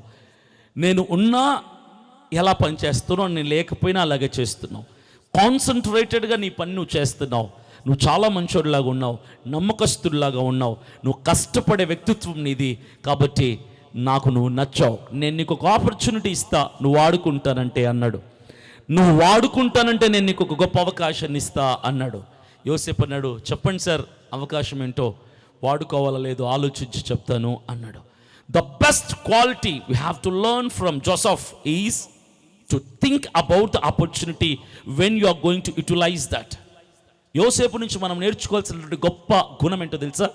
ఏదైనా ఒక అవకాశం వచ్చినప్పుడు దానికోసం 1-2 సార్లు ఆలోచించి కనిపెట్టి స్టెప్ తీసుకోవటం. యోసేపు అన్నాడు, సరే సార్ అదేదో చెప్పండి అన్నాడు. పోతీఫర్ అన్నాడు, నువ్వు బానిసల్లో ఉన్నావు కదా, నీకు నేను ప్రమోషన్ ఇద్దాం అనుకుంటున్నాను. నువ్వు ఇక్కడ కాదు ఉండాల్సింది, నా ఇంట్లో ఉండాలి, నువ్వు నా కోటలో ఉండాలి, నువ్వు నా ఇంట్లో నేను యజమానిని. అయితే నిన్ను ఇక మీదట నా తర్వాత నిన్ను యజమానుడిగా నియమించబోతున్నాను. అలా నీకు అవకాశం ఇద్దాం అనుకుంటున్నాను, నువ్వేమంటావు అంటే యోసేపు అన్నాడు, ఓకే సార్ నాకు కూడా నచ్చింది, మీరు ఇస్తున్న అవకాశం నాకు బాగా నచ్చింది, మీకు ఓకే అంటే నాకు కూడా ఓకే అంటే. పోతీఫర్ అన్నాడు, రేపు ఉదయాన్నే వచ్చి నీ డ్యూటీలో నువ్వు జాయిన్ అయిపోవచ్చు అన్నాడు. నెక్స్ట్ రోజే యోసేపు వెళ్ళి తన డ్యూటీలోకి జాయిన్ అయిపోయాడు. డ్యూటీలో జాయిన్ అయిపోగానే పోతీఫర్ తనకంటూ కొన్ని బాధ్యతల్ని, డ్యూటీస్ అన్నీ అప్పచెప్పాడు. ఇక మీదట నువ్వు చెప్తే పని వాళ్ళు చేస్తారు, కూర్చో అంటే కూర్చుంటారు, లే అంటే లేస్తారు. నా తర్వాతటి స్థాయి ఈ ఇంట్లో నీదే, నా తర్వాత ఉన్న అధికారం కలిగిన వ్యక్తివి ఈ ఇంట్లో నువ్వే, ఈ స్థాయి నీది అని పోతీఫర్ అతన్ని అపాయింట్ చేసి తన భార్య దగ్గరికి వెళ్ళాడు. పోతీఫర్కి భార్య ఉంటుంది. ఆ భార్య చాలా ప్రేమ కలిగింది, వెరీ లవబుల్ వైఫ్. పోతీఫర్ భార్య చాలా ప్రేమ కలిగింది. ఎంత ప్రేమ కలిగిందంటే చాలా గొప్ప ప్రేమ కలిగింది పోతీఫర్ భార్య. ఆ ప్రేమ కలిగిన భార్య దగ్గరికి వెళ్ళి, ఇదిగో అమ్మ, నాకు క్యాంప్ పడింది, నేను క్యాంప్కి వెళ్తున్నాను, నేను ఒక వారం 10 రోజుల్లో తిరిగి వచ్చేస్తానంటే, మరి ఆవిడికి ప్రేమ ఎక్కువ కదా, పతివ్రత శిరోమణి ఆవిడ. అయితే ఆవిడంది, ఏమండి 10 రోజులు మీరు వెళ్ళిపోతే ఉన్నట్టు నా వల్ల కాదు బాబోయ్ అంది. పాపం ఈడికి ఆవిడ మీద నమ్మకం ఎక్కువ, ఆవిడికి ఇతని మీద ప్రేమ ఎక్కువ. సరిపోయారు ఇద్దరు. అయితే ఇతను అన్నాడు, నువ్వేం బాధపడకు, త్వరగా వచ్చేస్తానులే, వీలైతే పని ముగించుకొని 1-2 రోజుల ముందే వచ్చేస్తాను, ఎందుకు బాధపడుతున్నావు అంటే, ఏమో అండి, మిమ్మల్ని చూడకుండా మీ అందమైన ముఖాన్ని దర్శించుకోకుండా నాకు రోజే గడవదు అన్నది ఈ పతివ్రత శిరోమణి ప్రేమ కలిగినటువంటి భార్య భాగస్వామి. అంటే పోతీఫర్ ఆ బిస్కెట్కి అలా పడిపోయాడు. పర్లేదు, మరి నా డ్యూటీకి నేను వెళ్ళకపోతే రాజు నన్ను పదవిలోంచి తీసేస్తాడు, ఏం కాదు, టెన్షన్ పడుకు, త్వరగా వచ్చేస్తానని చెప్పి బయలుదేరి గుర్రం మీదకి వెళ్ళిపోతుంటే, ఈవిడ మేడ మీద ఎక్కి బాబాయ్ టాటా చెప్పి సెండ్ ఆఫ్ ఇచ్చేసి కిందికి వెళ్ళిపోయింది. కింద గదిలోకి వెళ్తే హాల్లో యోసేపు ఉన్నాడు. అక్కడ there was Joseph when she went to that place. ఈవిడ కిందికి వెళ్ళినప్పుడు యోసేపుని చూసింది. యోసేపు దగ్గరికి వెళ్ళింది నేరుగా, ఇదిగో యోసేపు నేను నీకు తెలుసా అంది. అప్పుడు యోసేపు అన్నాడు, మేడం, ఎంత మాట అడిగారు మేడం, మీరు నాకు తెలియకపోవటం ఏంటి, నా యజమానుడైనటువంటి పోతీఫర్ గారి యొక్క సతీమణి మీరు నా యజమానురాలు అని చాలా గౌరవప్రదంగా ఆవిడ్ని చెప్పాడు. అప్పుడు ఆవిడేమందో తెలుసా, యోసేపు, నీకు నేను తెలుసో లేదో నేను అడిగాను, నాకు నువ్వు తెలుసో లేదో నువ్వు నన్ను అడగవా అని వంకర్ టింకర్గా తింగిరి ప్రశ్నలు వేస్తుంటే యోసేపుకి డౌట్ వచ్చింది ఈవిడ మీద. ఏమని డౌట్ వచ్చిందో తెలుసా, ఈవిడేంటి బాబు ఇలా వంకర్ టింకర్గా మాట్లాడుతుంది అని డౌట్ వచ్చింది. చాలామంది ఇలా ప్రమాదకరమైన వ్యక్తులు మీ మధ్యలో కూడా ఉంటారు, జాగ్రత్త. ఈవిడ కాన్సెప్ట్ ఏంటో తెలుసా, మాటలతో మంత్రముగ్ధుల్ని చేసి మిస్మరైజ్ చేసి బుట్టలు వేసుకోవాలంటే ప్రయత్నంతో ఏమంటది, మరి నీకు నేను తెలుసో, నాకు నువ్వు తెలుసో లేదా, తిరిగి నువ్వు నన్ను అడగవా అని మాట కలుపుకొని ప్రొలాంగ్ చేయడానికి ఎదురు చూస్తుంది. కొంతమంది ఉంటారు వెరీ డేంజరస్ లేడీస్, చాలా పవర్ఫుల్. వాళ్ళు ఎంత పవర్ఫుల్ అంటే, ఒక్కసారి ఐ కాంటాక్ట్ ఇచ్చారా, ఒక్కసారి మగాడికి ఐ కాంటాక్ట్ ఇచ్చారా, ఇక వాడు ఏమైపోతాడో తెలియదు, ఏ లోకంలోకి వెళ్ళిపోతాడో తెలియదు, ఆమె వెంట వెళ్ళిపోతానే ఉంటాడు. ఎక్కడికి వెళ్తున్నావు తెలీదా, ఒక్క చూపే అంతే జీవితం attach. Just one eye contact, ఒక్క చూపే ఇది జీవితం సర్వనాశనం. అలాంటి ఆడవాళ్ళు కొందరు ఉంటారు. ఈవిడ ఆ కేటగిరీయే. యోసేపు, నువ్వు నాకు తెలుసలేదు అడగవా అంటే, పాపం ఏం చేస్తాడు, కొత్తగా డ్యూటీలో జాయిన్ అయ్యాడు కదా, సర్లే మేడం మీకు నేను తెలుసా అన్నాడు. ఇదిగో నాకు పని పాట ఏముండదు తెలుసా, వంట చేయడానికి పని ఆవిడుంది, బట్టలు ఉతకడానికి పని ఆవిడుంది, కసువు ఊడ్చడానికి పని ఆవిడుంది, బూజులు దొడపడానికి పని ఆవిడుంది, అంత పనులే, నాకు పని పాట ఏముండదు. ఉదయం లేచిన దగ్గర నుంచి నిన్ను చూస్తుండడమే నా పని. నువ్వు లేచినా, కూర్చున్నా, పని చేసినా, నిద్రపోతున్నా, ఎక్కడున్నా నిన్ను చూస్తూనే ఉంటాను. ఈ వారం 10 రోజులుగా నిన్ను గమనిస్తూనే ఉన్నాను అని చెప్పింది. యోసేపుకు పాపం ఏం మాట్లాడాలో ఏం చెప్పాలో అర్థం కాని స్థితిలో పాపం నవ్వుతూ ఏం మాట్లాడలేక మొహమాటంతో అలా ఉండిపోయాడు. అప్పుడు ఈవిడంటుంది, ఇదిగో యోసేపు, ఇలా సైడ్ టాక్స్ నాకు అర్థం కాదు, ఇక డైరెక్ట్గా స్ట్రైట్ పాయింట్కి వచ్చేస్తున్నాను. కానీ నా భర్త క్యాంప్కి వెళ్ళాడు, నాకు నువ్వు నచ్చావు అని రోజ్ ఫ్లవర్ ఒకటి ఇచ్చి అలా మోకాళ్ళ మీద నిలబడి ఐ లవ్ యూ అంది. దేనికి ఐ లవ్ యూ? భర్త ఉన్న ఒక ఆవిడ ఒక చిన్న పిల్లాడికి దాదాపు 17-18 సంవత్సరాలు, అంటే ఇంటర్మీడియట్ పూర్తయి డిగ్రీలో చేరినటువంటి వయసు ఉన్న ఒక అబ్బాయికి ఐ లవ్ యూ అని రోజ్ ఫ్లవర్ ఇస్తుంది. Many of you don't know the true meaning of love. ప్రేమకు అర్థం తెలియదు చాలామందికి ప్రేమకు అర్థం తెలియదు. But you use the word love in such kind of places. పనికి మాలిన చోట్ల పనికి మాలిన స్థలాల్లో, పనికి మాలిన వ్యక్తుల దగ్గర మీరు యూజ్ చేసే పదం ఏంటో తెలుసా? లవ్, ప్రేమ. పొద్దున్న లేచిన దగ్గర నుంచి ఇవే ఫోటోలు చూడలేక చచ్చిపోతుంటాం ఫేస్బుక్లో, ఇన్స్టాగ్రామ్లో లేచినప్పుడు. ఇది ఏంటిది? నాకు అర్థం కాదు. ఇది ఏంటో అసలు అర్థమై సాగుతుంది నాకు. కుష్ఠోడిలాగా శుభ్రంగా చెయ్యాలా ఉంటే బాగుంది. ఇది ఏంటిది? అలాగ అయిపోద్ది ఏదో రోజు. ఇది ఏంటమ్మా చెప్పండి, యంగ్స్టర్స్ చెప్పండి చూద్దాం. ఏంటిది? ఏంటి? హార్ట్ సింబల్, గుండెకాయ. ఇది గుండెకాయ ఇలాగుంటే వాడు పుట్టిన 2 నిమిషాలు చచ్చిపోతాడు వాడు. ఇది గుండెకాయ కాదు. ఇది గుండెకాయ ఇలా ఉండదు. గుండెకాయ మామిడికాయ ఇలాగ ఉంటుంది తెలుసా? తెలీదు. ప్రేమ అంటే అర్థం తెలియని చాలామందికి ఓయో రూమ్లోకి వెళ్ళడం ప్రేమ అనుకుంటున్నారు కొంతమంది, పార్కుల చుట్టూ తిరగడం ప్రేమ అనుకుంటున్నారు కొంతమంది, అబ్బాయి పైకి వెళ్ళేసి వాడిని పర్సు లూటి చేయడం ప్రేమ అనుకుంటున్నారు కొంతమంది, పెళ్లికి ముందు సరదాగా కాలక్షేపం చేసేసి అమ్మా నాన్నలు చెప్పిన మాట విని చెప్పిన వాడిని చేసుకోవడం ప్రేమ అనుకుంటున్నారు కొంతమంది. This is all the lust, not love. అది కామం, ప్రేమ కాదు. అది వాంఛ, ప్రేమ కాదు. అది కోరిక, ప్రేమ కాదు. ఇంకా అర్థమయ్యే భాషలో చెప్పాలంటే అది కొవ్వు, ప్రేమ కాదు. Many of the youngsters they use love for lust. కామపు వాంఛల్ని, కోరికల్ని, శరీరాన్ని సుఖపెట్టుకోవడానికి వాడుకునే పదం ప్రేమ. ఆవిడ వచ్చి అంటుంది, ఐ లవ్ యూ. నీ వయసు ఎంత? అతని వయసు ఎంత? సిగ్గు శరం ఉండక్కర్లా. కొంతమంది ముసలాళ్ళు ఇలాంటి డైలాగులు వాడుతుంటారు, చాలా పెద్ద నవ్వు వచ్చేస్తుంటుంది. అంటే కోప్పళ్ళకి నవ్వేస్తుంటాను కొన్నిసార్లు. మొన్న ఒక ఆయన ఇంటర్వ్యూలో మాడుతున్నాడు, సినిమా యాక్టర్. ఆయన వయసు 79 సంవత్సరాలు. 70 సంవత్సరాలు. ఇప్పటికీ అమ్మాయి కనబడితే ఆశలు వస్తాయంట మనసులో. ఈ వయసులో ఏంటి మాస్టర్ అంటే ఆయన అన్నాడు, పెద్ద ఆయన వయసుకు శరీరానికే వయసు, కానీ మనసుకి ఏముంది వయసు? మనసు ఎప్పుడూ యవ్వనమే. సిగ్గులేనోడా.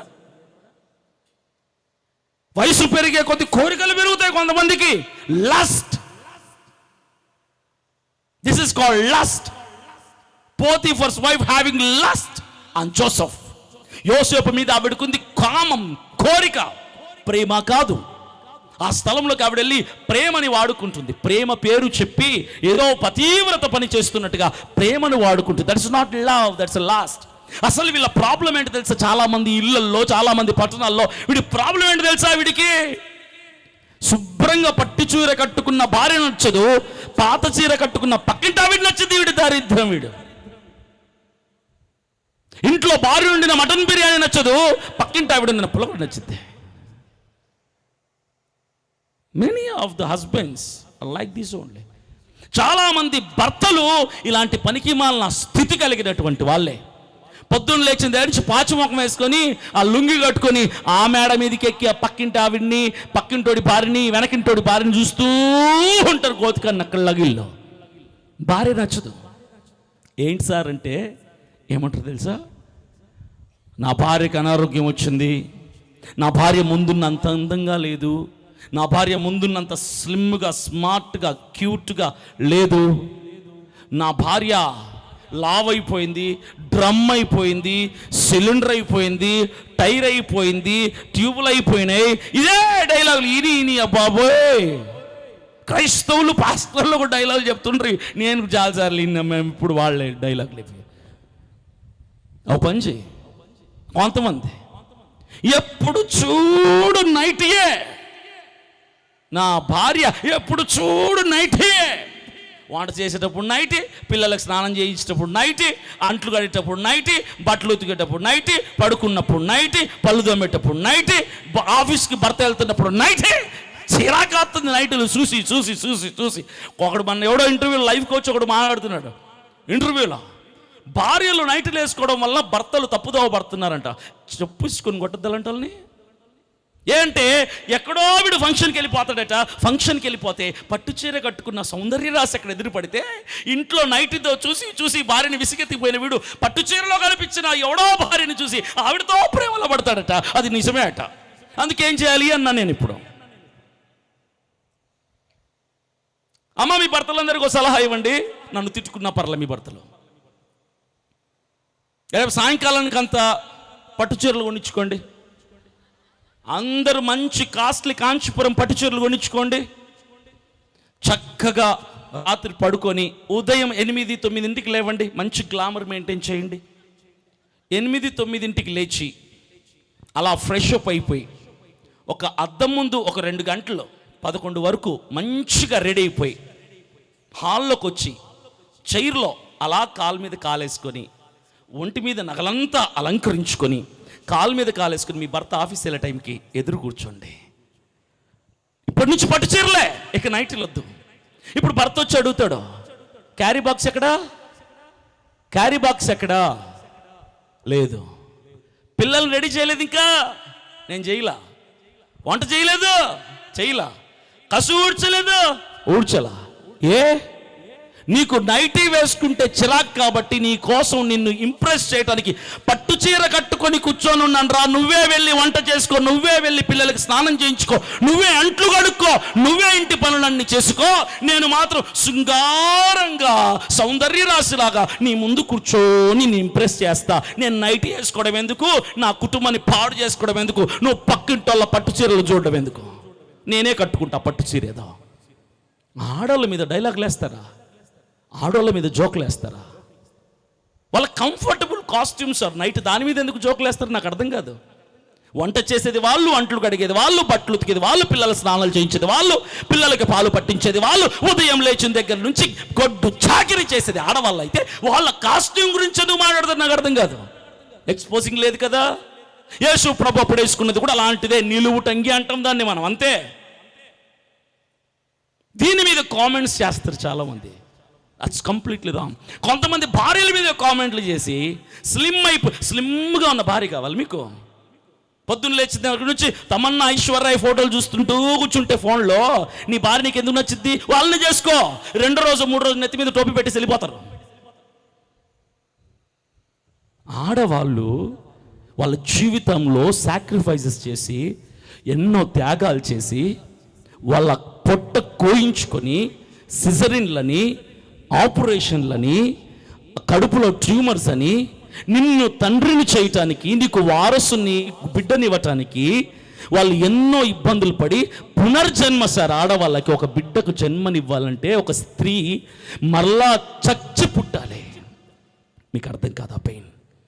పడి చూడండి, మీరు మోయండి. మీ భార్య స్లిమ్గా ఉంటుంది, మీరు మోయండి. మీ భార్య అందం కోల్పోకుండా పెళ్లి చేసుకున్నప్పుడు ఫోటోలో, పెళ్లి ఫోటోలు ఎలాగ ఉంటుందో అలాగే ఉంటుంది సచ్చేదాకా. నువ్వు మోయి బిడ్డని, నువ్వు చేయించుకో సిజరిన్లో. ఫ్యామిలీ ప్లానింగ్ ఆపరేషన్లు కూడా భార్యలే చేయించుకోలే, మీరు చేయించుకోరు. మీరు కోయించుకోరు. మీకు కత్తి అంటే భయం, ఆపరేషన్ థియేటర్ అంటే భయం. భార్య మొయ్యాలి, భార్య కోయించుకోవాలి, భార్య కుట్లు వేయించుకోవాలి, భార్య పత్యం చేయాలి. ఈ క్రమంలో ఆరోగ్యాన్ని కోల్పోద్ది బాడది, ఈ క్రమంలో లావైపోతారు, ఈ క్రమంలో ఫెయిర్నెస్ తగ్గిపోద్ది, ఈ క్రమంలో అందవికారంగా కొంతమంది తయారైపోతే ఇంకా వీడికి నచ్చరు. ఈవిడ అందమైన సౌందర్య రాశిని వెతుక్కోవడానికి పనిలో పడతారు. అంటే అందం పోయింది, లావైపోయింది, ఆరోగ్యం పోయింది, అనారోగ్యం వచ్చేసింది. నీకోసం కాదా? నీకు బిడ్డల్ని కనటం కోసం కాదా? ఎందుకు సార్ ఇలా? ఒకటి చెప్పనా, గూగుల్లో వెతకండి. అక్రమ సంబంధాల్లో భారతదేశం 4వ స్థానంలో ఉంది. భారతదేశంలో 65% అక్రమ సంబంధాలు ఉన్నాయి. అక్రమ సంబంధాలు. ఈ అక్రమ సంబంధాల 60%లో క్రైస్తవులు కూడా ఉన్నారు. ఇంకా సిగ్గుచేటంటే తెలుసా, సేవకులు కూడా ఉన్నారు. మీరు అనుకుంటారేమో, అభినయ దర్శనం సూటు పూసుకొని వాక్యం చెప్తే అబ్బా వీడు చచ్చిపోతే నేరుగా బండికి బ్రేకులు పడకుండా పరలోకానికి వెళ్ళిపోతాడు, అంత సీన్ ఏం లేదు. నాకు కూడా నిలబెట్టి మైక్ ఇస్తే మీరు కూడా అద్భుతంగా వాక్యం చెప్తారు. ఒక ఎల్ఈడి స్క్రీన్ ఒకటి పెట్టి, కెమెరాలు 2 పెట్టి చెప్తే మీరు నాకంటే అద్భుతమైన ప్రసంగికులే. ప్రసంగం చేసేవాడు కాదు పరలోకానికి వెళ్ళేది, వాక్యానికి కట్టుబడి బ్రతకగలిగిన వాడు పరలోక రాజ్యానికి వారసుడు. దేవుడు సేవకులకి బంపర్ ఆఫర్లు ఏమి ఇవ్వలేదు సార్. నాకు మీకు ఉన్న ఒకే డిఫరెన్స్ ఏంటో తెలుసా? నేను 4 అడుగులు పైనుండి నిలబడి వాక్యం చెప్తున్నా, మీరు 4 అడుగులు కిందుండి కూర్చొని వాక్యం వింటున్నారు. This is the only difference. ఇది కాకుండా వాక్యానికి వ్యతిరేకంగా, వాక్యానికి విరుద్ధంగా నేను ఏ పాపము చేసినా, ఏ వ్యభిచారం చేసినా, ఏ తప్పు చేసినా, ఏ అతిక్రమం చేసినా, ఏ దుర్నీతి చేసినా సరే దేవుడు నన్ను విడిచిపెట్టడు, నిన్ను విడిచిపెట్టడు. సేవకుడైనా నేనైనా, క్రైస్తవుడు అయినా నువ్వైనా చస్తే నరకానికి వెళ్ళాల్సిందే. వాక్యానికి వ్యతిరేకంగా బ్రతికి ఎవడైనా సరే. 65% అక్రమ సంబంధాలు. మీలో కొంతమంది అనుకోవచ్చు, సార్ నేను ఎప్పుడు వ్యభిచారం చేయలా, బ్రోతల హౌస్కి నేను వెళ్ళా, ఓయో రూమ్లకు నేను వెళ్ళా, నేను అలాంటి వాడిని కాదు. నేను చెప్పనా, ఇక్కడ ఉన్న వాళ్ళు 95% అలాంటి వాళ్ళే. అదేంటో చెప్పనా, జారత్వం అనే మాట బైబిల్లో ఎప్పుడు చదివారు మీరు? Do you know the meaning of జారత్వం? తెలుసా? జారత్వం అంటే వ్యభిచారం. There are 2 types of prostitution. 2 రకాల వ్యభిచారం ఉంటుంది. ఒకటి శరీరంతో చేసేది, 2 మనసుతో చేసేది. 2 మనసుతో చేసేది దాన్ని జారత్వం అంటారు. వ్యభిచారం శరీరంతో, జారత్వం మనసుతో. అందుకే బైబిల్ అంటది, బైబిల్ పాపం చేసేవానికి చెప్పు దెబ్బలాంటిది. బైబిల్ ఏమంటో తెలుసా? ఎప్పుడైతే ఒక స్త్రీని, పరాయి స్త్రీని, పక్కన నడుస్తున్న స్త్రీని, ముందెళ్తున్న స్త్రీని, నీ ఇంటి పక్కన స్త్రీని మోహపు చూపుతో, లస్ట్ ఐస్తో నువ్వు చూసావో, ఆ క్షణమంతే ఆ స్త్రీతో నువ్వు వ్యభిచారం చేశావు. స్టాంప్ వేస్తాడు దేవుడు. చేయలా? మీరు చెక్ చేసుకోండి. రోడ్డు మీద వెళ్తుంటే ఎంతమంది ఆడవాళ్ళని మీరు చూసి ఎన్ని రకాలుగా ఊహించుకున్నారు? రోడ్డు మీద వెళ్తున్న మగాళ్ళను చూసి ఎన్ని రకాలుగా ఇమేజ్ చేసుకున్నారు మీరు? ఏం తెలుసా? వ్యభిచారం, లస్ట్, వ్యభిచారం, prostitution with mind and heart. హృదయముతో, మనసుతో ఆ పాపము చేస్తాం. ఇది కూడా వ్యభిచారమే. తలంపుల్లో చేస్తుంటారు వ్యభిచారం. రకరకాలుగా ఊహించుకుని ఒక ఆడపిల్లని. ఇది వ్యభిచారం అని బైబిల్ చెబుతుంది. ఫిజికల్గా చేసినా ఎంత శిక్ష ఉంటుందో, మనసుతో చేసినా అంతే శిక్ష ఉంటుంది. మనసుని కంట్రోల్లో పెట్టుకో, కళ్ళని జాగ్రత్త పెట్టుకో. ఒకసారి ఒక యూత్ మీటింగ్లో నేను ప్రసంగం చేస్తుంటే ఒకడు వచ్చి నన్ను అడిగాడు, అన్నా నా కళ్ళ ముందు ఒక అందమైన ఆడపిల్ల నడుచుకుని వెళ్తుంది, చూడొచ్చా చూడకూడదా అన్నాడు. ఇప్పుడు నేను చూడకూడదు అన్నాను అనుకో, నేను అబద్ధకుని అయిపోతా. చూడొచ్చు అన్నాను అనుకో, వాడు విచ్చలవిడిగా చూస్తాడు. నేను చెప్పాను, తమ్ముడు ఖచ్చితంగా చూడొచ్చు అని చెప్పా, కానీ ఒక్కసారి, ఒక్క సెకండే చూసావా, తల తిప్పుకున్నావా, అంతే. నువ్వు మరలా మరలా చూస్తే వ్యభిచారి అయిపోతావు. అలాగే చూస్తుంటే వ్యభిచారి అయిపోతావు. చూసావు, కళ్ళు తిప్పుకో, అంతే. అది చేయగలిగితే చెయ్యి. వ్యభిచారం ఈ రకంగా జరుగుతుంది ఈ రోజుల్లో ఎక్కువ. ఫోన్లో పోర్నోగ్రఫీని చూస్తూ, అశ్లీల దృశ్యాలు ఫోన్లో చూస్తూ, ఇవి మాట్లాడితే మీకు రుచించదు. మరలా మీ మనసులకి ఎంతో కఠినంగా అనిపిస్తుంది, డైజెస్ట్ అవ్వదు. చాలామంది యంగ్స్టర్స్ అమ్మానాన్నలు ఇంట్లో లేనప్పుడు ఇలాంటి పనులే చేస్తున్నారు. ఫోన్లో రకరకాల చెత్త చదారనంతా చూసి రోడ్డు మీద ఎవరిని కనపడితే వాళ్ళని అలా ఊహించుకుంటారు, ఆ ఇమేజ్లో ఊహించుకొని బతుకుతూ ఉంటారు. మాస్టర్బేషన్, సెల్ఫ్ సాటిస్ఫాక్షన్ కోసం చేసే పాపం ఇదంతా కూడా వ్యభిచారం కంటే మహాభయంకరమైన అడిక్షన్ ఇది. దీని నుంచి బయటికి రావాలి. ఇలాంటి పనులు చెయ్యకూడదు. బోల్డన్ అవకాశాలు వస్తాయి, ఇలాంటివి దూరంగా వెళ్ళిపోవాలి. పోతీఫర్ భార్య లస్ట్, శరీరం అంతా కూడా కామ కోరికలతో నిండిపోయి, she has been waiting for an opportunity to commit sin with other person. ఎప్పటి నుంచో ఎదురు చూస్తుంది, ఒక్క అవకాశం రాకపోతుంది, నా భర్త బయటికి వెళ్ళకపోతాడు క్యాంప్ పేరిట, నేను పాపము చేయకపోతానా. She has been waiting for this opportunity. ఆ పాపపు అవకాశం కోసం ఎదురు చూసి చూసి చూసి ఒక్కరోజు అవకాశం రాగానే అవకాశాన్ని ఇంప్లిమెంట్ చేయటం ట్రై చేసి యోసేపు దగ్గరికి వెళ్ళి, ఐ లవ్ యూ అంటే యోసేపు అన్నాడు ఏంటో తెలుసా, మేడం చాలా థ్యాంక్స్, అయితే just give me 2 minutes of time, 2 నిమిషాలు నాకు టైం ఇస్తారా అని అడిగాడు. That's what I told you. నేను చెప్పింది అదే. అవకాశం వస్తే అది ఏదైనా కానీ జస్ట్ 2 minutes ఆలోచించండి. దేవుణ్ణి తల్లో పెట్టుకొని ఆలోచించండి. వాక్యాన్ని దృష్టిలో పెట్టుకుని ఆలోచించండి. నీ క్యారెక్టర్ దృష్టిలో పెట్టుకుని ఆలోచించుకో. నీ కుటుంబాన్ని దృష్టిలో పెట్టుకుని ఆలోచించుకో. ఒక 10 సంవత్సరాల తర్వాత ఈ అవకాశం నేను ఎక్కడికి తీసుకెళ్తుందో ఆలోచించుకొని అప్పుడు then you commit or come out of that. అయితే ఒప్పుకో లేదా తిరస్కరించు. యోసేపు ఆజ్ 2 minutes ఆఫ్ టైం, 2 నిమిషాలు అడిగాడు. మేడం 2 నిమిషాలు అయిపోయింది, మీరు చాలా మంచి వాళ్ళు, నాకు గోల్డెన్ ఆపర్చునిటీ మీరు ఇచ్చారు, కానీ నాకొద్దు అన్నాడు. అప్పుడు ఆవిడంది, యోసేపు నా స్థితి, నా స్థాయి, నా స్టేచర్ ఏంటో నీకు తెలుసా? నువ్వు ఒక్కసారి సరే అన్నావంటే నీ రేంజ్ మారిపోతుంది.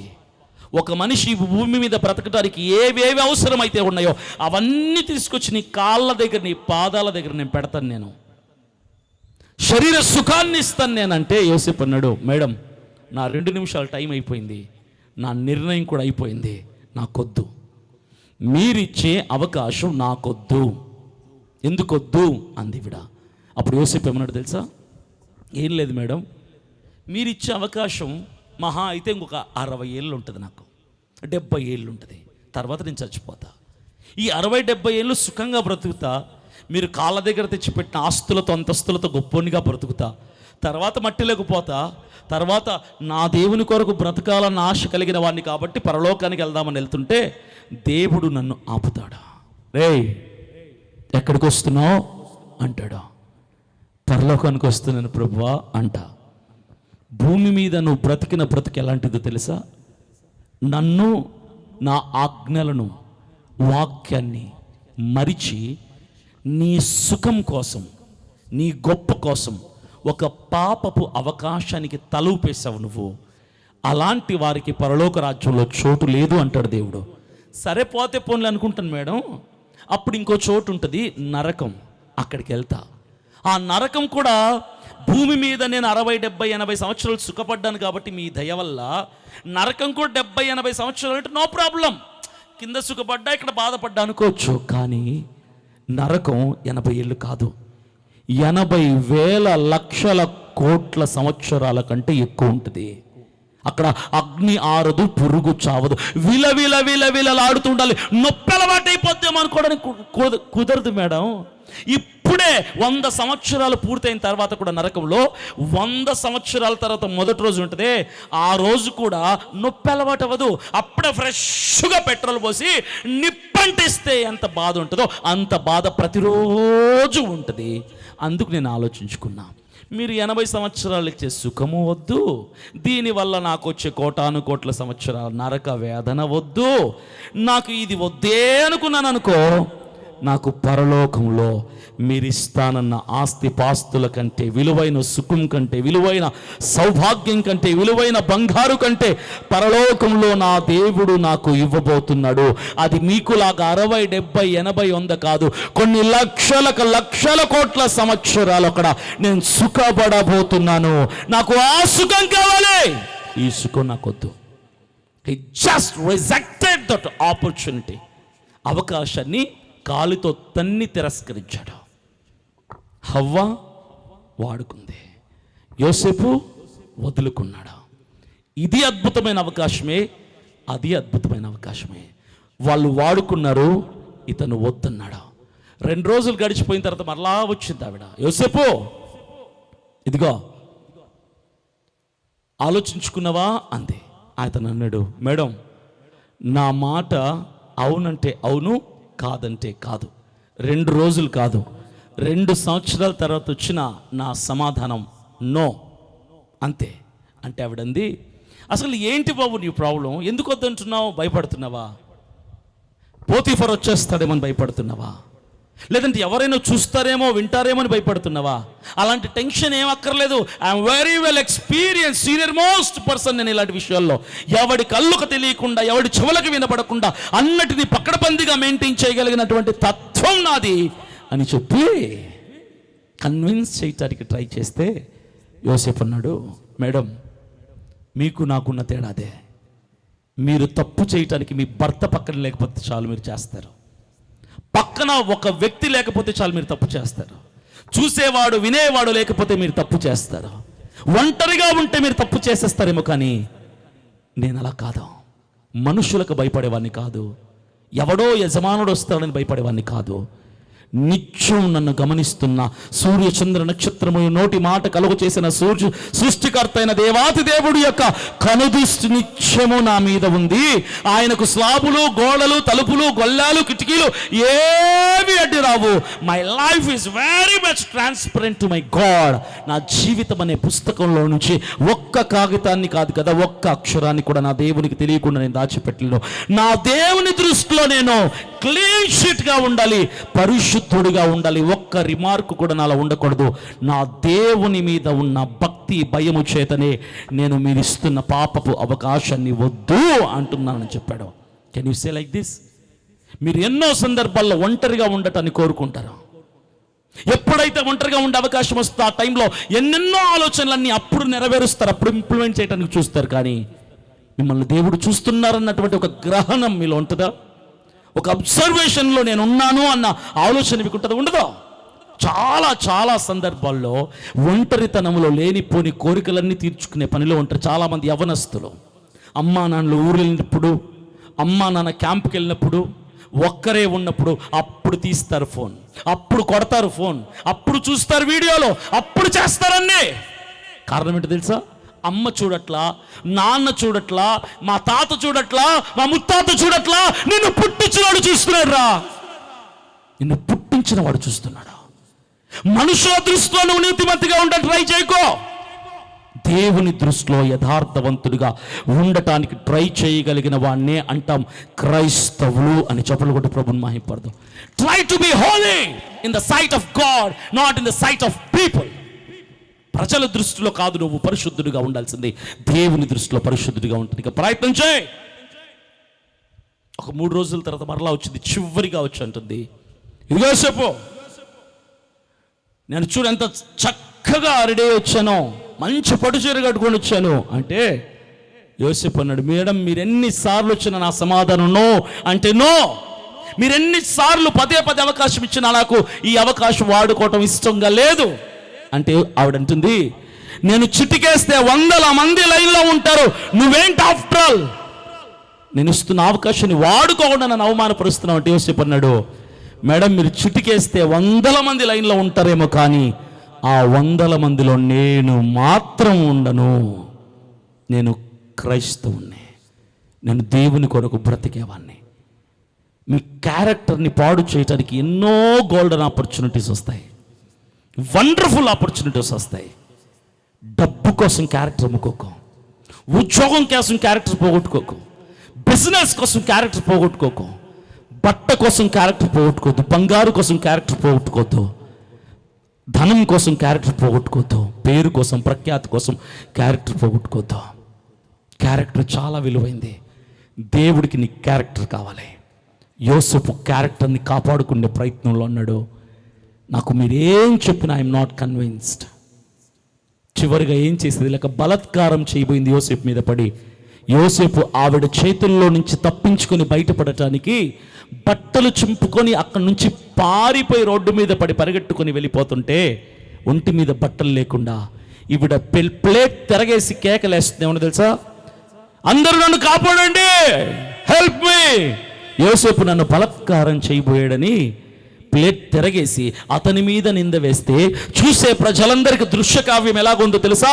నిజంగానే రా వీడే ఆవిడని ఏదో చెయ్యబోయాడు అన్నట్టుగా ఉంది దృశ్యం. మనుషులు నమ్మేది కళ్ళతో చూసిందండి, కానీ సత్యం ఏంటో తెలుసా? కొన్నిసార్లు కళ్ళతో చూసిన దాన్ని కూడా నమ్మకూడదు, ఆ మనిషి యొక్క మనస్తత్వాన్ని చూసి నమ్మాలి. యోసేపు పరిగెట్టుకుంటూ వెళ్తుంటే ఆవిడ కేకలేస్తుంటే రోడ్డు మీద ఉన్న జనమంతా కూడా యోసేపు వైపు చెయ్యి చూపించి, ఛీ నమ్మక ద్రోహివిరా నువ్వు, నీ యజమానుడు నమ్మకంగా ఇంట్లో పెట్టిపోతే యజమానుడి నమ్మకాన్ని వమ్ము చేసిన దుర్మార్గుడివి నువ్వని రకరకాలుగా అతన్ని నిందించి మాట్లాడుతుంటే యోసేపు కన్నీళ్లు పెట్టుకుంటూ ముందుకెళ్తున్నాడు. ఆకాశం వైపు కన్నులెత్తి చూసన్నాడు, ప్రభువా వీళ్ళందరికీ తెలీదు లోపల ఏం జరిగిందో, బయట ఉన్నది చూసి వీళ్ళు అంటున్నారు నేను పాపినని, కానీ పైనున్న వాడివి నీకు తెలుసు 4 గోడల మధ్యలో జరిగింది ఏంటో. అయినా ఈ మనుషులందరి దృష్టిలో నేనేంటి అన్నది నాకు అనవసరం, నీ ఒక్క ఒక్కడి దృష్టిలో నేను ఏంటి అన్నది నాకు కావాలి ప్రభువా, నువ్వు ఒక్కడి దృష్టిలో నేను పరిశుద్ధుణ్ణి అంటే చాలు అని తనని తాను ధైర్యపరుచుకొని ముందుకెళ్ళిపోయాడు. ఈరోజు నిన్ను ఎవరెవరో ఎన్నేసి మాట్లాడుతున్నారు తెలియదు, పాపం చేసావని, పరిశుద్ధత లేదని, అక్కడ తిరిగావని, ఇక్కడ తిరిగావని. ఒక్కటి గుర్తుపెట్టుకో, లోకమంతా ఏకమై నీ వైపు చేతులెత్తి చూపించి నిన్ను పాపి పాపి నేరస్తుడు అన్నా, ఒక్క దేవుడు ఒక్క వైపు నిలబడి పరిశుద్ధురాలా పరిశుద్ధుడా నువ్వు నాకు ఇష్టమైన వాడివి అంటే చాలు, పరలోకం నీ సొంతం.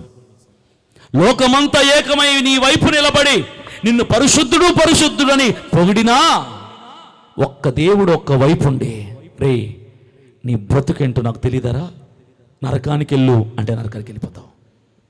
దేవుణ్ణి ఇంప్రెస్ చేయటం ట్రై చేయి, దేవుణ్ణి మెప్పించటం ట్రై చేయి.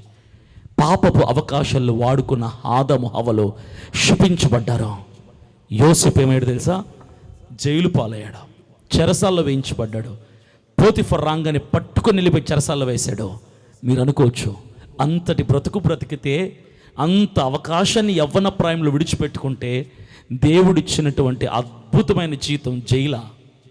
కొద్ది రోజుల జైల్లో నుంచి దేవుడు విడిపించాడు. ఆ దేశానికే రాజు తర్వాత రాజు అంతటి వాడిని చేశాడు. అందరు లేచి నిలబడతాం. Every rise up and feet. Musicians ఒకసారి వస్తారు స్టేజ్ మీదకి. పోతిఫర్ భార్య ఇస్తాను అన్న దానికంటే దేవుడు 10 రెట్లు ఎక్కువగా ఇచ్చాడు ఈ భూమి మీద ఉన్నప్పుడే. ఆదాము హవ్వలు నీ ముందున్నారు, యోసేపు నీ ముందున్నారు. వాళ్లకు అవకాశం వచ్చింది, వీళ్లకు అవకాశం వచ్చింది. వాళ్లకు అవకాశం ఇచ్చింది అపవాదే, వీళ్లకు అవకాశం ఇచ్చింది అపవాదే. వాళ్ళు వాడుకున్నారు, దేవుని నుంచి వేరైపోయి శపించబడ్డారు. యోసేపు తిరస్కరించాడు. నాకు చాలును యేసు, నీవే నాకు చాలును. నాకు పాపం అవకాశం వద్దయ్యా, నీ కృప నాకు చాలును యేసు. పాడదాం. నీ కృప నాకు చాలును యేసు, నీవే నాకు చాలును యేసు, నీవే నాకు చాలును యేసు.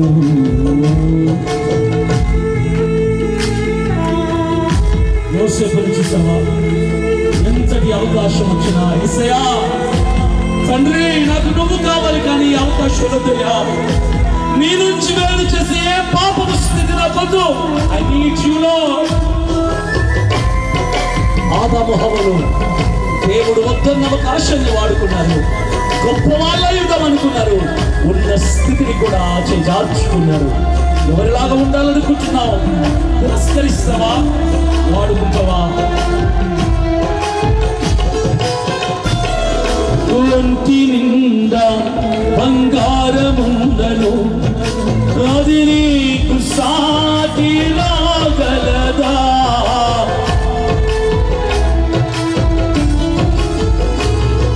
ఒంటి నిండా బంగారముందను, అది నీకు సాటి రాగలదా?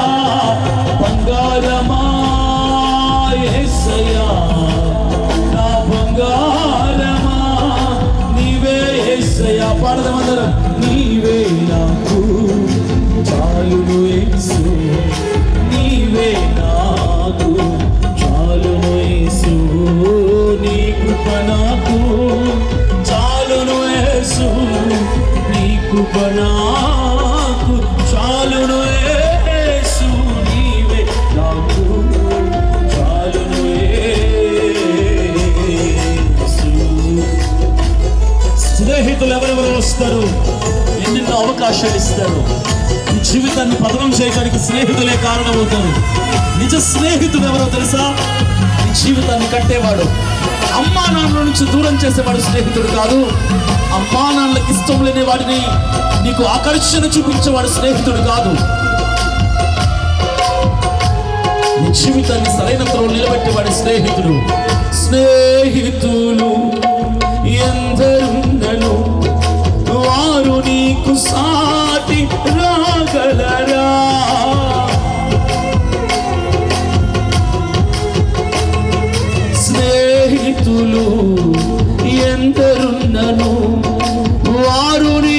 సాటి రాగలరా స్నేహితుడా యేసయ్యా, స్నేహితుడా నీవే యేసయ్యా, నీవే నాకు పడదాం చాలును యేసు, నీవే నాకు చాలును యేసు, నీ కృప నాకు చాలును యేసు, నీ కృప నాకు చాలును యేసు, నీవే నాకు చాలును యేసు, నీవే నాకు చాలును యేసు, నీ కనికరము చాలును యేసు, నీ వాత్సల్యం చాలును యేసు, నీ ప్రేమయే చాలును యేసు, నీ కనికరము చాలును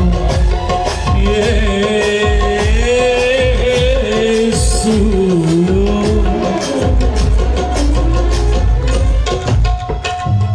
ఇంకా అతిక్రమంలో దాచిపెడతావా? జీవితంలో ఇంకా వర్ధిల్లాలని లేదా? ఒక్కసారి యోసేపుని చూడు. అతిక్రమం చేయటానికి ఇష్టం లేకుండా దేవుడికి ఇష్టం లేని అవకాశం అని తెలుసుకుని తిరస్కరించగలిగాడు. ఒకవేళ నీ జీవితంలో ఇప్పటి వరకు ఎన్నో అలాంటి అవకాశాలు వాడుకొని దేవునికి దూరస్తులు అయిపోయారు, ఈ వాక్యం నీలో ఫలించగలిగితే ఈరోజు దేవుడు నీకు మరొక అవకాశం ఇచ్చినట్లే. అతిక్రమం దాచిపెడితే వర్ధిల్లో ఒప్పుకో, విడిచిపెట్టు. అప్పుడు దేవుని మహా కనికరాన్ని మరలా పొందుకుంటూ ఇట్స్ టైం, ఇట్స్ ఆపర్చునిటీ. ఇది దేవుడు ఇస్తున్న అవకాశం. నీ పాపపు స్థితిలో నుంచి విడిపించి నిన్ను సరిచేసి నిలబెట్టి గెలిపించడానికి దేవుడిస్తున్న అద్భుతమైన అవకాశం. ప్రార్థన. మహాకరుడమైన నా దేవా, కూడి వచ్చిన బిడ్డలందరితో నువ్వు మాట్లాడాలని నేను విశ్వసిస్తున్నాను. ఎంతో ప్రయాసముతో మీటింగ్ ఏర్పాటు చేసిన సేవకుల్ని, వారి ఆత్మని, వారి ఆశని, వారి కోరికని మీరు తృప్తిపరిచారని నేను నమ్ముచున్నానయ్యా. ఎంతో ప్రయాసతో ఏర్పాటు చేయబడే కూడికల్లో 3 దినములు కూడా 3 సేవకులతో అభిషేకము చేత నింపి చక్కటి ప్రసంగాలు మీ బిడ్డలకు వినిపించారు. స్తోత్రం. మీటింగ్ ఏర్పాటు చేసిన సేవకుల్ని 30-60 నిరంతరంగా దీవించండి. ఆ కుటుంబాన్ని, వారి పరిచయాన్ని, వారి సంఘాన్ని దీవించి ఆశీర్వదించండి. నన్ను ఈ మీటింగ్ ఆహ్వానించినటువంటి వారిని దీవించి ఆశీర్వదించండి. ఈ మీటింగ్ కొరకు ప్రయాసపడి పరిచయం చేసిన బిడ్డలందరినీ, వారి కుటుంబాల చేతి పనులు దీవించండి. ఈ మీటింగ్ కొరకు ప్రార్థించిన వారిని దీవించండి. సంగీత వాయిద్య కార్యక్రమాలను దీవించండి, ఆశీర్వదించండి. సౌండ్ సిస్టమ్ వారిని, లైటింగ్ వారిని దీవించండి, ఆశీర్వదించండి. ఇక్కడ పరిచయం చేసిన ప్రతి ఒక్కరిని దీవించండి, ఆశీర్వదించండి. ప్రత్యేకంగా ఈ ప్రసంగము ద్వారా ఎవరైతే దీవించబడి పశ్చాత్తాప హృదయముతో అతిక్రమాన్ని విడిచిపెట్టి యోసేపు వలె ఇక పాపపు అవకాశాలను తిరస్కరిస్తామన్న తీర్మానం తీసుకున్నారో ఆ బిడ్డలను ప్రత్యేకంగా దీవించి ఆశీర్వదించండి. మహిమ ఘనత ప్రభావము మీకు అర్పిస్తూ శ్రేష్టమైన యేసయ్యా పరిశుద్ధ నామం పేరిట ప్రార్థిస్తున్నాను తండ్రి. ఆమేన్.